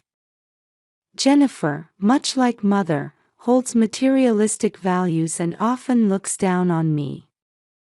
David, my husband, strongly disapproves of Mother and Jennifer's attitude. He sometimes shows his anger, saying, "No one has the right to hurt you and Thomas." But I want to avoid completely cutting ties with them. After all, they're still family. Recently, I became pregnant with our second child but miscarried in the third month. While crying alone in the hospital bed, I called Mother, longing for some comforting words. Instead, she coldly replied, "At your age, it's impossible. Besides, you might have another child like Thomas, it's nature's way." Right after that, when Jennifer announced her pregnancy, Mother was overjoyed, exclaiming, "A healthy baby will be born." She's been buying expensive baby items and constantly posting on social media about eagerly awaiting the arrival of my precious grandchild. This contrasting attitude deeply wounded my heart. Worried about Thomas's declining self-esteem after experiencing bullying at school, I began recording Mother's conversations on my smartphone 6 months ago. I felt the need to document her behavior, especially the heartless words thrown at Thomas. I thought they might be needed someday. Now, Jennifer's baby shower is being planned. David strongly insists I shouldn't go, but driven by my desire to maintain family bonds, I've decided to attend. Thomas says he wants to see Grandma. I don't want to deny his pure feelings. I spent a week making a handmade baby blanket for my sister, carefully stitching each stitch with wishes for the baby's happiness into the soft pastel pink fabric. With David unable to attend due to work, Thomas and I would be going alone. When we arrived at Mother's mansion, many cars were already lined up. The three-story Victorian building welcomed us with its usual majestic presence. The meticulously maintained gardens showcased seasonal flowers in full bloom, with a fountain trickling crystal-clear water. As we walked along the stone path to the entrance, Thomas held my hand. "Mom, I'm nervous, he said. I smiled gently at him. It's okay. I'm right here with you. Opening the grand double doors, we were enveloped by sweet fragrances and elegant music. The entrance hall was adorned with pink and gold balloons, and a gold banner reading, "Welcome Baby Girl," sparkled above. Staff from a high-end catering company efficiently carried trays of champagne and hors d'oeuvres. About 50 guests were already enjoying the party: Mother's social circle friends, relatives, Jennifer's colleagues and friends. Everyone was dressed in designer brands, wearing perfect makeup and bright smiles as they chatted. Among them was Dr. Johnson, known as a prominent physician at Boston Children's Hospital. Mother had likely invited him intentionally to showcase her medical connections. When we arrived, Mother approached with a perfect smile, wearing a new Gucci dress and a Tiffany necklace. "I thought you might be late," she said, her words tinged with subtle sarcasm. Jennifer, radiant in her maternity dress, was surrounded by friends. When she noticed me, she gave me a perfunctory hug but completely ignored Thomas. Her "thanks for coming, sis" felt superficial. The venue's decorations reflected Mother's taste, absolutely magnificent. Soft light poured from chandeliers, and pink roses were beautifully arranged on tables. The catering was top-notch, with chefs even performing live cooking demonstrations. I tried to engage with other guests, but Mother's friends clearly kept their distance. They probably saw me as the daughter who failed to meet expectations and the mother of a problematic child. Their gazes made my chest tighten. When Thomas tried to get cake from the dessert table, he slightly tilted his plate, causing a tiny bit of cream to drop onto the expensive Persian carpet. Mother's voice immediately rang out across the room. "Look what you've done. You've ruined the carpet." Conversation stopped momentarily, and all eyes turned to Thomas. His face turned bright red, and his hands began to shake. "I'm sorry." Thomas's small voice trembled. I immediately rushed to my son's side and hugged his shoulders. "It's okay, accidents happen to everyone." But Mother looked down at us coldly and said, "This shows poor upbringing. Martha, this is the result of your parenting methods." The atmosphere in the room froze. Some guests awkwardly averted their eyes, while others shot curious glances. When it was time for gift-giving, I presented the handmade baby blanket. But Mother frowned at the sight of it. "You should have bought a branded item instead of this cheap thing. Only the finest suits Jennifer's baby." She announced this loudly, as if declaring it to the entire room. Several guests snickered. Then came the worst moment. During the toast, Mother took the microphone and stood up with a broad smile. As champagne glasses elegantly reflected light, her voice rang out. "Today is a special day. We're celebrating Jennifer's baby." A pause. "And Martha's miscarriage. Thankfully, we don't need any more trash in this family." I thought my heart had stopped. The room erupted in laughter, with even Jennifer covering her mouth to hide her giggles. My vision blurred at the sight. And then, my most dreaded moment arrived. Thomas squeezed my hand and asked in a trembling voice, Mom, am I trash too? Large tears rolled down my son's cheeks as his whole body began to shake with sobs. I squeezed his hand back and took a deep breath. As I felt my blood rushing backward through my body, I slowly looked around the room. People laughing. People awkwardly avoiding eye contact. And Mother and Jennifer wearing satisfied expressions. I confirmed the red light blinking on my phone's recording app in my pocket, indicating it was certainly working. Thomas, let's go. I spoke quietly but firmly. Martha, you can't take a joke.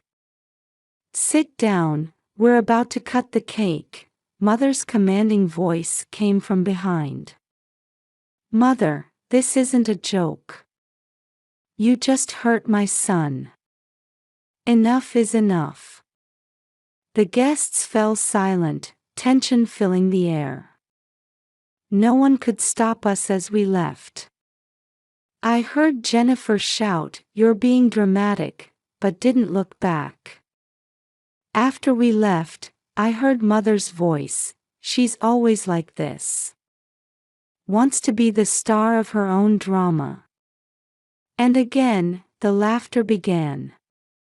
We walked straight to the exit without meeting anyone's eyes.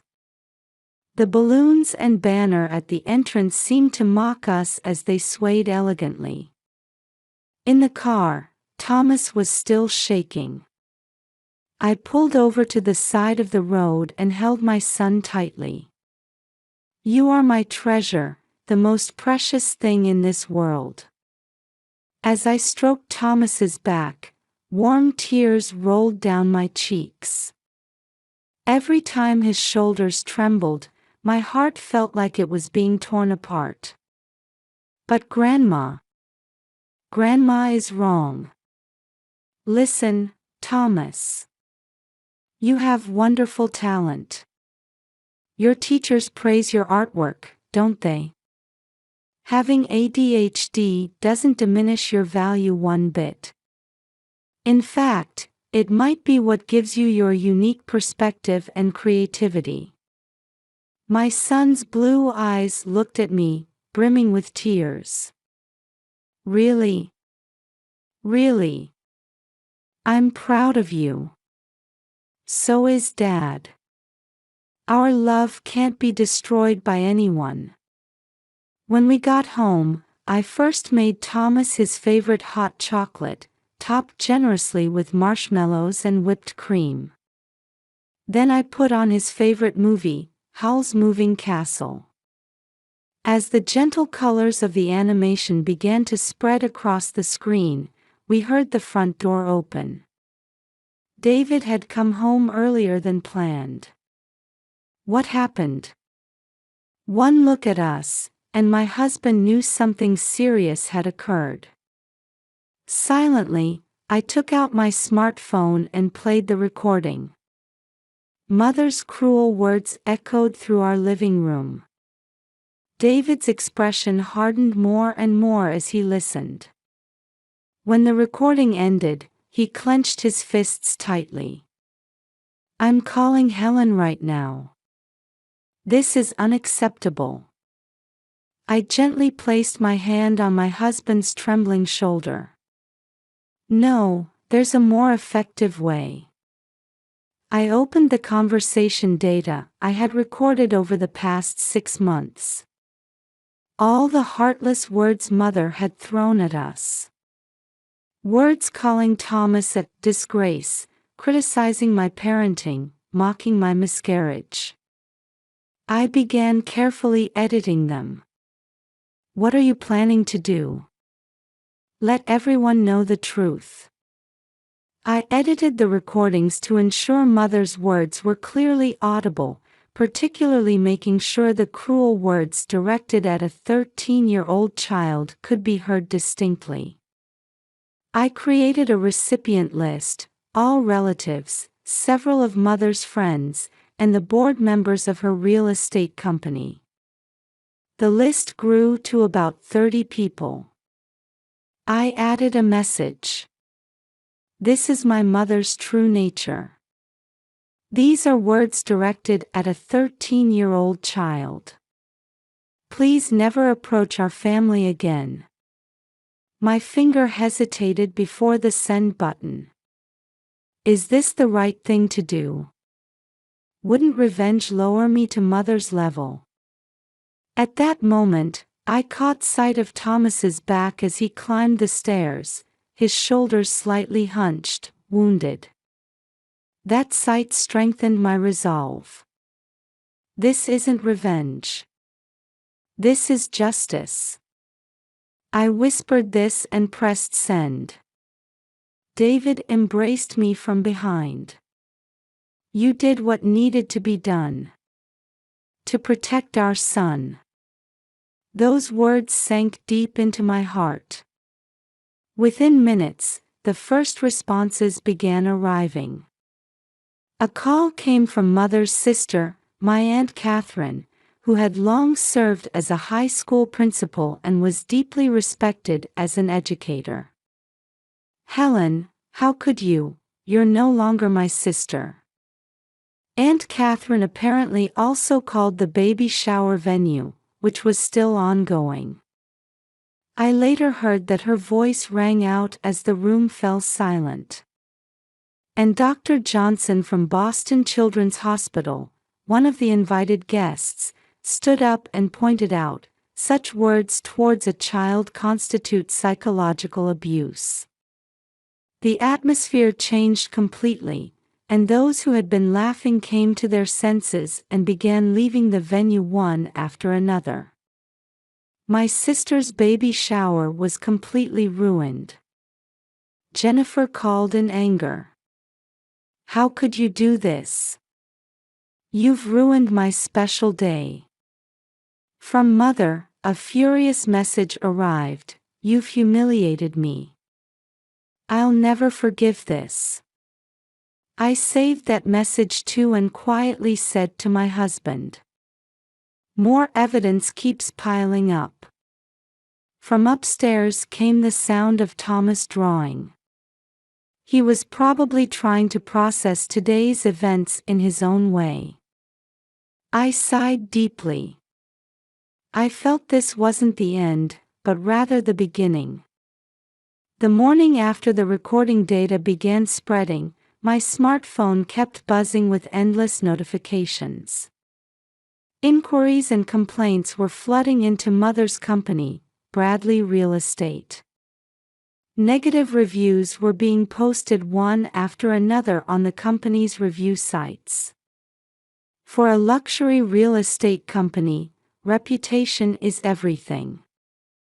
I could see that reputation crumbling minute by minute. Then, unexpected contacts started coming in. People who had suffered from Mother's behavior began reaching out one after another. Some spoke of unreasonable demands during property transactions, others of public humiliation in social circles. People who knew Mother's true nature were beginning to break their long silence. An email arrived from the representative of Boston Parents Network, a local parenting support group. Would you give a lecture about children's mental health? Particularly about how family relationships affect children's self-esteem. I immediately sent a reply accepting this request. The thought that our experience might help other families in similar situations made my heart warm. Then an unexpected change occurred. Jennifer called. We need to talk. Her voice had lost its usual arrogance. I didn't realize Mom had such intentions. I'm truly sorry for laughing too. After listening to the recording again, I became ashamed of my behavior. I could tell my sister was crying on the other end of the line. Jenny, you were under Mother's influence too. I don't blame you. but in front of Thomas. I'm the worst aunt. I'm scared that when my baby is born, I might hurt them the same way. Jennifer's confession made me feel the years of pain slowly melting from my heart. Afterward, Jennifer began reassessing her relationship with Mother. She visited Mother's house and attempted sincere dialogue. "Mom, your treatment of Martha and Thomas is too cruel. You should apologize." But Mother remained stubborn. "I've done nothing wrong. She's just overreacting. Then I'll distance myself from you too. For my child's sake." Jennifer's determination seemed to shock Mother deeply. Mother's economic and social collapse progressed more rapidly than expected. Clients of the luxury real estate company began canceling contracts one after another.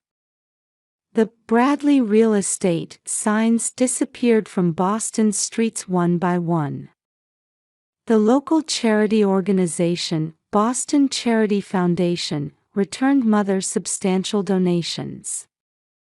Her name was removed from the sponsor list. Longtime friends began distancing themselves one by one. Birthday party invitations were returned, and people openly avoided her at charity events. Particularly devastating was being denied renewal of her Boston Country Club membership. For Mother, who had been a member for over 40 years and served as a director, this must have been an unbearable humiliation. A shocking day arrived. One sunny Saturday afternoon, Mother suddenly appeared at our house. "You've ruined my life," she began shouting in front of Thomas, who was playing in the garden. Her designer suit was disheveled, her usually perfect makeup smeared. "No one in society will speak to me. Clients are breaking contracts one after another. Give me back my life." I responded calmly but firmly. "You needed to feel the pain, just as you hurt Thomas. This isn't revenge, it's justice." David rushed out and stood between us and Mother. "Don't ever come near us again, or I'll call the police." That night, news broke that Mother's real estate company was preparing for bankruptcy. I heard she had to give up her luxurious home and move to a smaller apartment. The empire she had built over 40 years collapsed in just a few weeks. However, an unexpected development awaited us. One rainy afternoon, a letter arrived. From Mother. With trembling hands, I opened the envelope and found a single sheet of paper. In Mother's characteristically meticulous handwriting, it read, "I was wrong. I won't ask for forgiveness. I just want you to know that I'm proud of how strong a woman you've become. Like Thomas, I never had the courage to express my feelings honestly. I am truly sorry." As I read the letter, I realized I was crying without noticing. David embraced me from behind. "What will you do?" "I need time." Outside the window, the rain continued falling. Like cleansing rain, perhaps our emotional wounds might heal someday. That night, Thomas drew a picture of me. It showed a mother and daughter sitting face to face, with a large rainbow between them. He titled it, "Someday." 2 years have passed.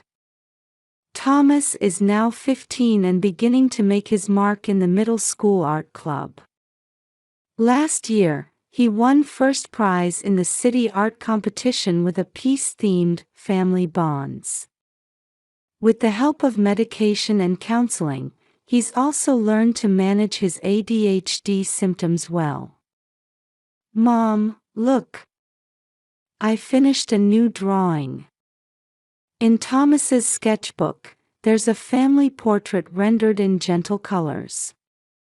It shows me and David, and our new family member, 5-year-old Emily, whom we adopted. And slightly apart, Mother's figure is also included. We made the decision to welcome Emily a year ago. While volunteering at a children's home, I met her. She was a little girl who had lost her parents in an accident and had closed herself off from the world, but she showed her first smile when she saw Thomas's drawings. Her drawings are so beautiful. Emily calls Thomas her, not because she's confused about his gender, but because to her, Thomas is a big brother as gentle as a big sister. I started a blog about children's mental health, which has received an unexpected response. Named Family Healing, it now attracts over 100,000 readers monthly. I've also begun support activities for families suffering from abuse and discrimination. Jennifer gave birth to a girl named Alice. Every weekend, she brings Alice to visit us. Her former arrogant attitude has faded, and she's grown into a more humble and compassionate person. I want to show Alice Thomas's artwork. I hope she'll come to appreciate the beauty of art too. Mother continues living alone in her small apartment. Though it's far from her former luxurious lifestyle, perhaps that change has transformed her. She started volunteering at the local community center, particularly dedicating herself to support groups for children with developmental disabilities. While she avoided direct contact with us, she never failed to send birthday cards. Thomas's cards especially always contained heartfelt messages. Your talent is special. Grandma feels proud whenever she sees your work in the news. Then one day, just before Christmas, in the twilight hours, Thomas suddenly asked me, "Mom, how's Grandma doing?" I was momentarily speechless at my son's mature expression. Would you like to see her? Yes. Everyone makes mistakes. I make mistakes every day. What's important is learning and changing, right? I think Grandma's trying to change. That night, we held a family meeting. David initially showed reluctance but seemed moved by Thomas's words. Emily also said she'd like to meet Grandma. After long discussion, we decided to invite Mother for Christmas dinner. Thomas wanted to make the call himself, so I handed him the phone. "Hello, Grandma. It's Thomas. Would you like to come for Christmas dinner?" Through the receiver, I could hear Mother choking back sobs. On Christmas Eve, Mother arrived with small presents. There was no designer bag or perfect makeup. Instead, she carried a gentler aura about her. Though the atmosphere was awkward at first, Emily's innocent questions helped break the tension. "Grandma, do you like drawing too?" Mother, though slightly hesitant, smiled kindly. "Yes, but I'm not as good as Thomas." During dinner, Mother intently studied Thomas's latest work. "It's wonderful, you truly have talent. Your use of color is exceptional." There was no falsehood in those words. At the end of dinner, Mother approached Thomas. "You are this family's treasure. Grandma was wrong. can you forgive me?" Though slightly hesitant, Thomas gently embraced her. "Grandma, people really can change."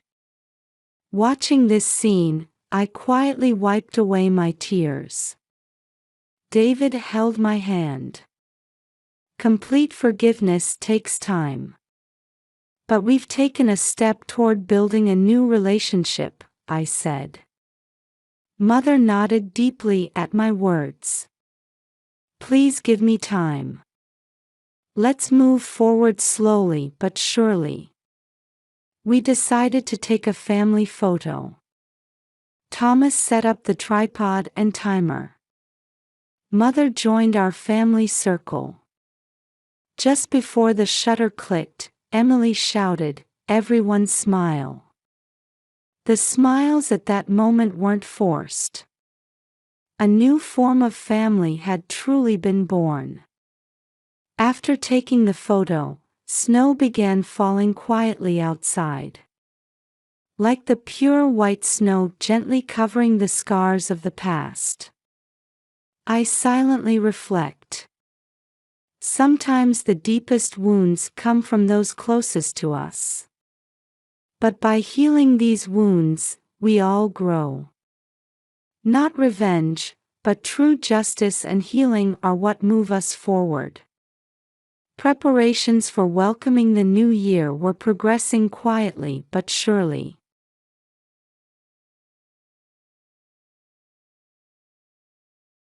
"Jacob, have you finished your homework?" Melissa Wilson called out from the kitchen while preparing dinner. Her skilled hands chopped ingredients from the refrigerator with the precision that reflected her nursing background. "Almost done." An energetic voice replied from the living room, making Melissa smile. Her 10-year-old son Jacob had grown into such a bright and honest child. She put down her knife and peered into the living room. Jacob's profile as he studied at the dining table was the spitting image of his father Michael, who had died in an accident 3 years ago. The same intense gaze, the same habit of pursing his lips slightly. A wave of both grief and nostalgia washed over her. "Mom, I don't understand this problem." Jacob pointed to his math workbook. Melissa sat down next to her son and began explaining gently. Life as a single mother working and raising her son wasn't easy. But these moments spent with Jacob were her greatest comfort. The doorbell rang. "Oh, that must be Grandma." Melissa's expression clouded slightly.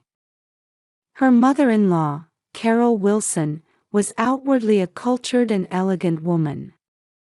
A wealthy widow living in Cleveland's upscale neighborhood, she was actively involved in Presbyterian church activities and charity events. "Jacob, Grandma's here." When Melissa opened the door, there stood Carol in her refined attire, holding a shopping bag from a luxury brand. "Hello, Melissa." Carol's voice was soft, but her eyes constantly appraised Melissa as if sizing her up. "Grandma." As Jacob ran over, Carol's expression transformed completely. Her eyes filled with boundless love as she looked at her grandson. "Oh, Jacob. Grandma's precious boy." Carol hugged Jacob and held out the shopping bag. "Here's a present for you. You wanted that new gaming system, didn't you?" "Wow. Thank you, Grandma." Melissa frowned. She had just recently turned down her son's request for being too expensive. Carol knew this and was deliberately doing this. "Carol, such an expensive gift." "It's fine, Melissa. He's my only grandson after all." Carol's words carried their usual sarcastic undertone, a silent attack saying, "I can easily afford what you can't give him." Melissa swallowed a deep sigh. In the 3 years since losing her husband, Carol's well-intentioned pressure had gradually intensified. Lately, she had been increasingly suggesting, "Why don't you move in with me? It would be better for Jacob's education." Then Carol abruptly announced, "Oh yes, I have a wonderful surprise." She produced an envelope with a triumphant expression. "For Jacob's birthday next month, let's all take a trip to Hawaii. 1 week. I've already made the reservations." In the airport lobby, Carol elegantly removed her sunglasses. The week-long stay in Hawaii had been a dream vacation on the surface. A luxurious suite at the Hilton Hawaiian Village, meals at high-end restaurants, Pearl Harbor tours, graceful afternoons at Waikiki Beach. But Melissa's heart hadn't known a moment's peace. "Jacob, this swimsuit suits you better. The restaurant you chose won't suit Jacob's tastes, Melissa. Being a single mother must be hard. For Jacob's sake, you should consider moving to my house." Each of Carol's words cut into her heart. The final dinner was especially unbearable. "Melissa, are you really thinking about Jacob's future? At my house, he could attend a top private school." Carol raised her voice at the upscale Waikiki restaurant, not caring about the other diners. Jacob uncomfortably stared down at his new gaming device's screen. "Mom, are we checked in yet?" Jacob asked restlessly in the airport lobby. Throughout the week, her son's eyes had sparkled at Grandma's parade of lavish gifts. The expensive gaming system, designer clothes, latest smartwatch. It was as if Carol was trying to buy Jacob's heart with an avalanche of presents. "Soon, dear." Melissa gently stroked her son's head. "Finally going home." This thought alone kept her going. Their small house in Cleveland. Modest but filled with love. "Next customer, please." After completing check-in, the three headed toward security. The Sunday afternoon airport was bustling with business travelers and tourists.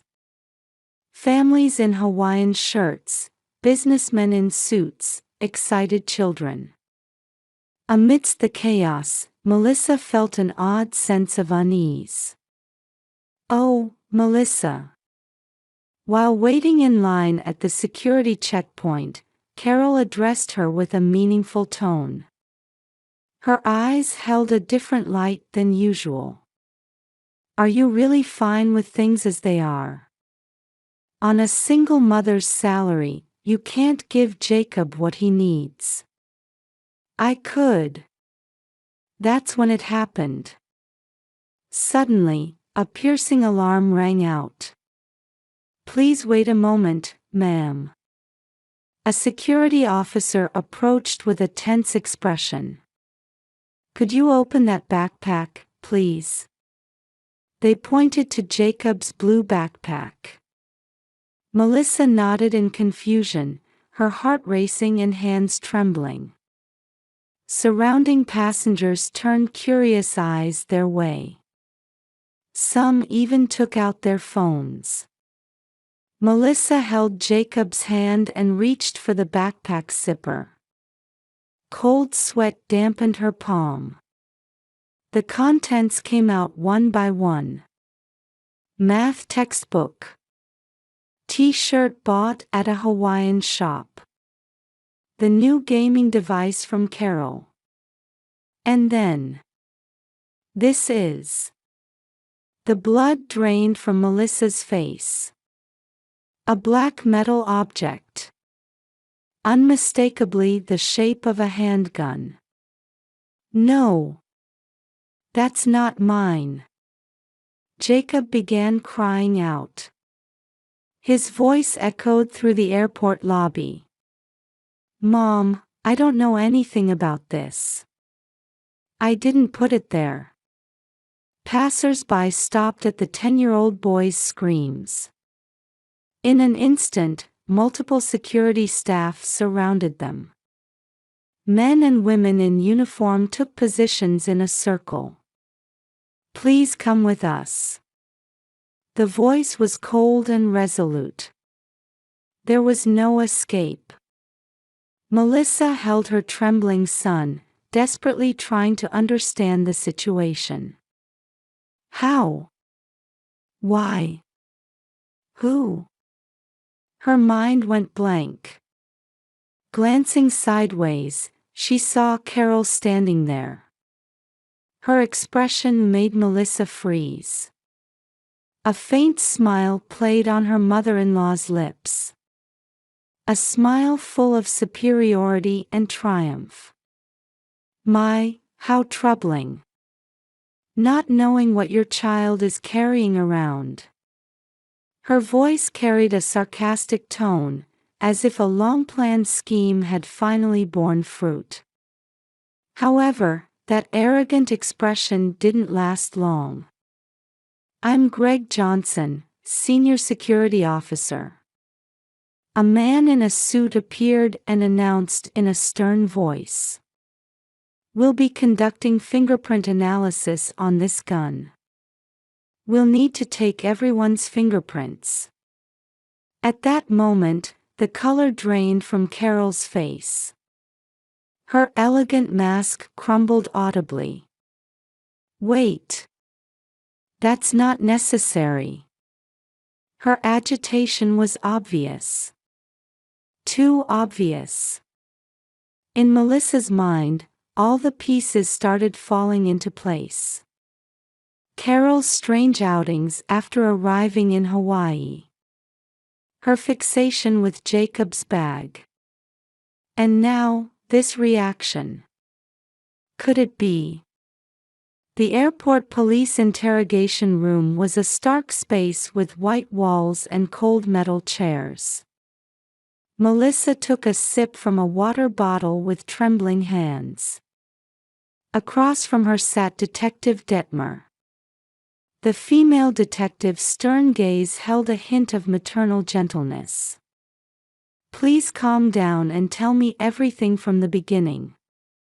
Melissa took a deep breath and began speaking slowly. I don't understand any of this. Jacob would never do something like this. Tears rolled down her cheeks. She couldn't get the image of her son being questioned in another room out of her head. Your son is speaking with a specialized child psychologist in another room. Don't worry. Detective Detmer's words brought slight relief. But the next question made Melissa tense up again. Could you tell me more about your relationship with your mother-in-law? Memories flashed through her mind like a film reel. Michael's accident 3 years ago. Carol's cold stare at the funeral. And the gradually increasing interference.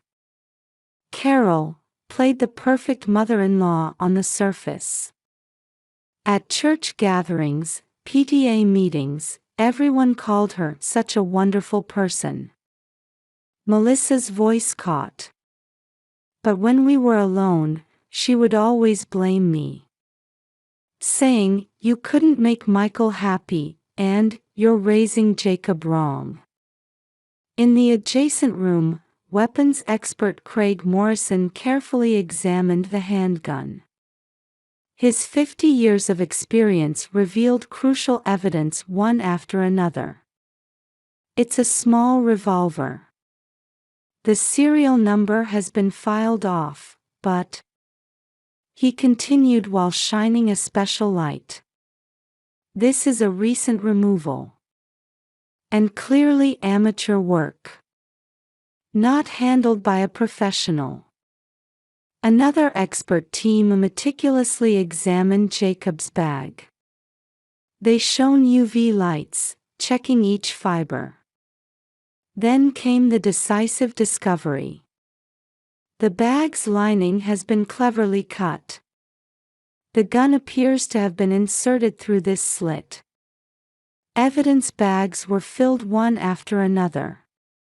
Among them was a torn receipt found in Carol's handbag. The name of a suspicious shop in a Hawaii back alley. Dated the day after arrival.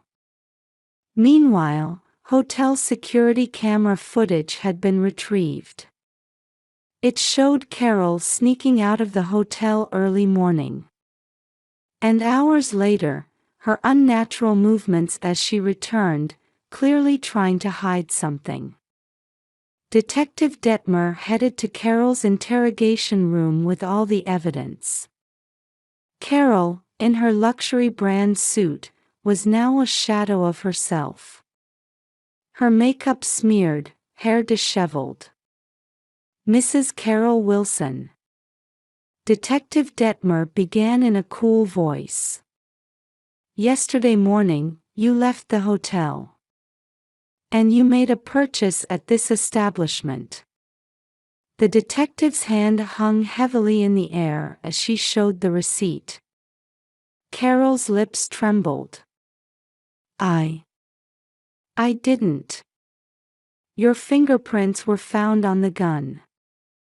Hotel security cameras also recorded your suspicious behavior. Tears welled up in Carol's cornered eyes. But they weren't tears of regret. Are you saying I'm wrong?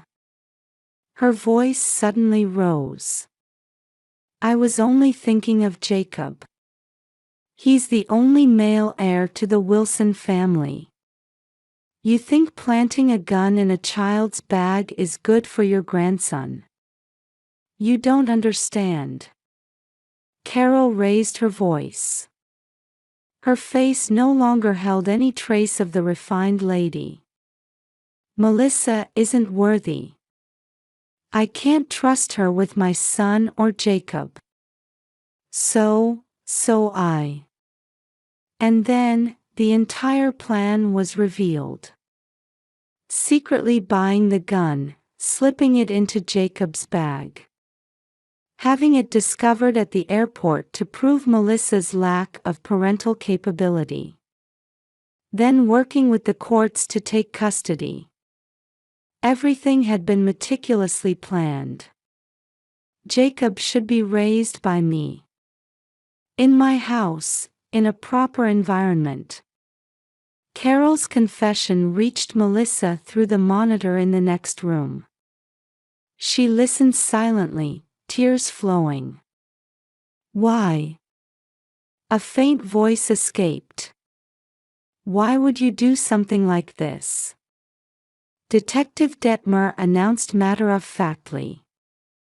Mrs. Carol Wilson, you are under arrest for illegal weapon possession, endangering a minor, and evidence tampering.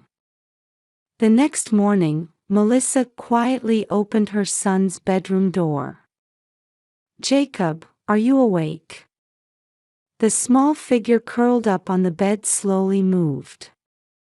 Her son looked up at her with puffy eyes, tear stains still visible on his cheeks. Melissa sat next to him, gently stroking his hair. Did you have a bad dream? A small nod answered her. It's okay. Mama will protect you. Just then, her cell phone rang. An unknown number. As Melissa nervously answered, a mechanical voice spoke. This is Cleveland Detention Center. Mrs. Carol Wilson would like to speak with you. Melissa's body tensed. As she was about to refuse, Jacob said in a small voice. Mom, I don't want to see Grandma.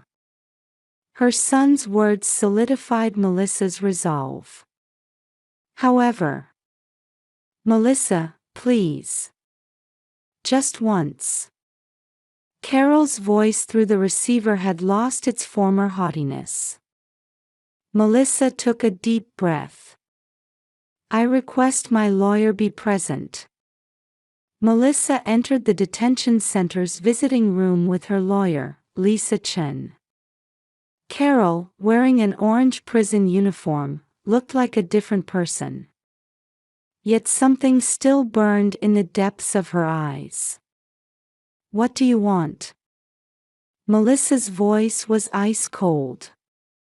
I want you to understand my feelings. Carol touched the water glass before her with trembling hands.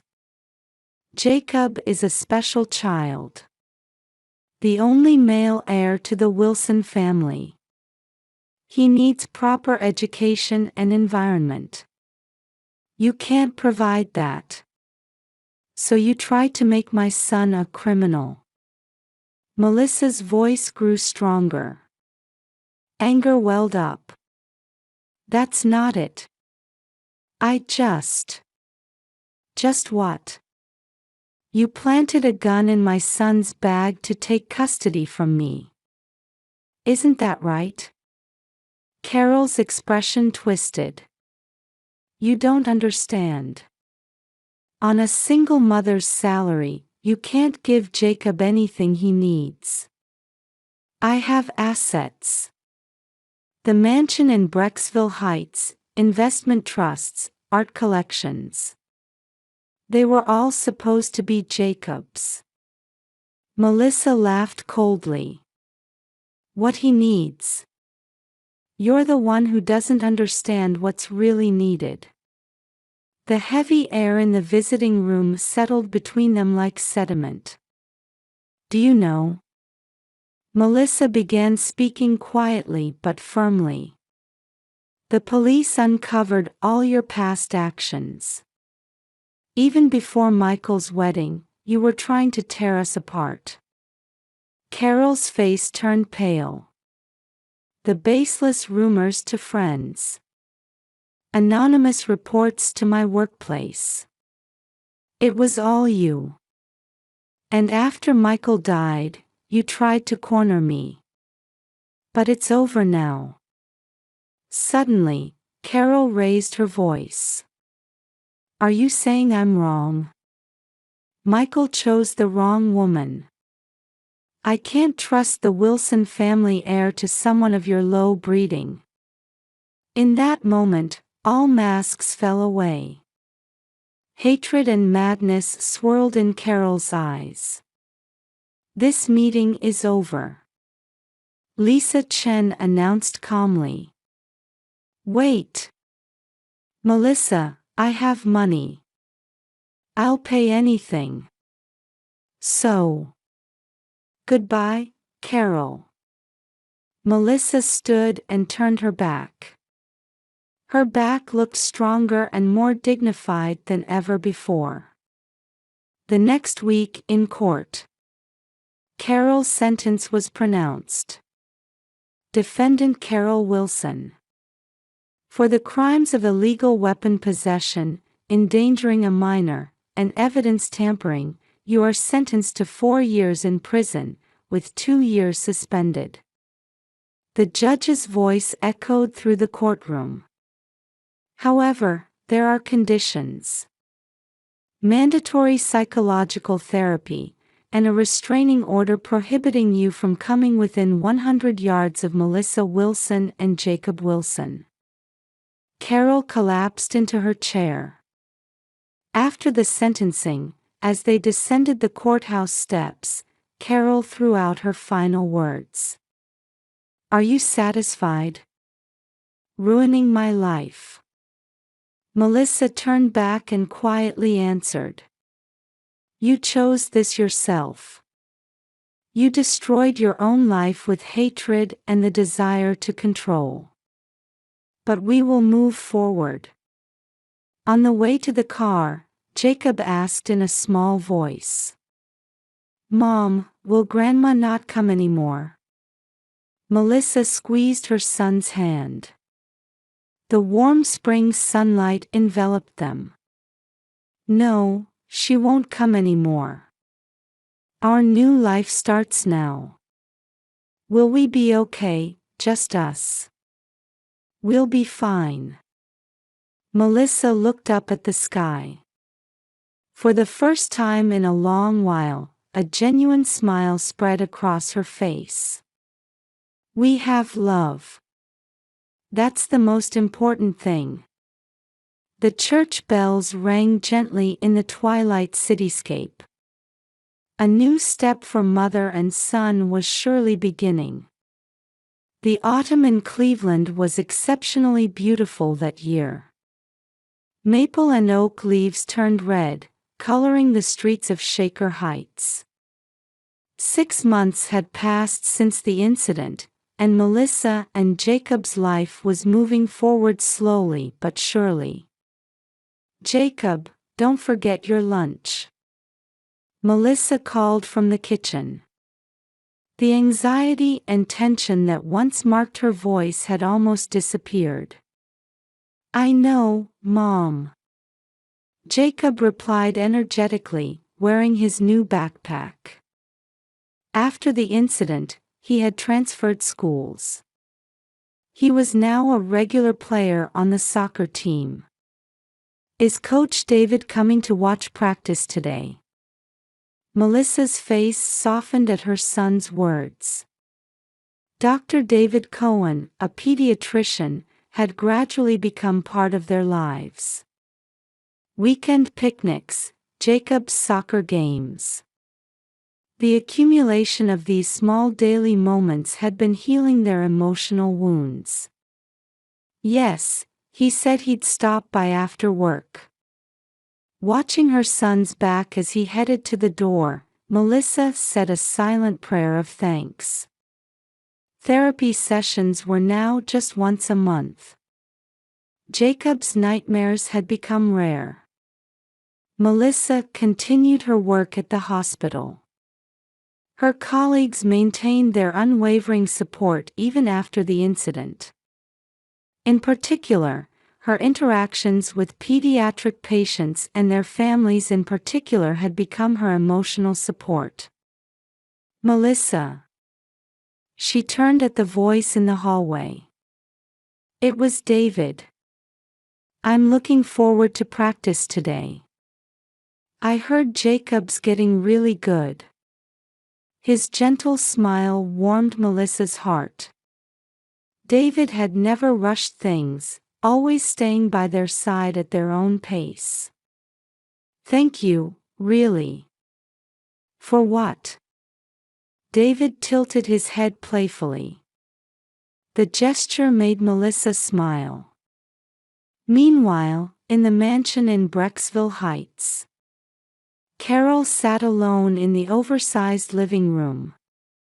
Expensive furniture, artwork. But now they only emphasized her solitude. "Madam Wilson, your meal is ready." The maid Martha called out. But Carol didn't answer.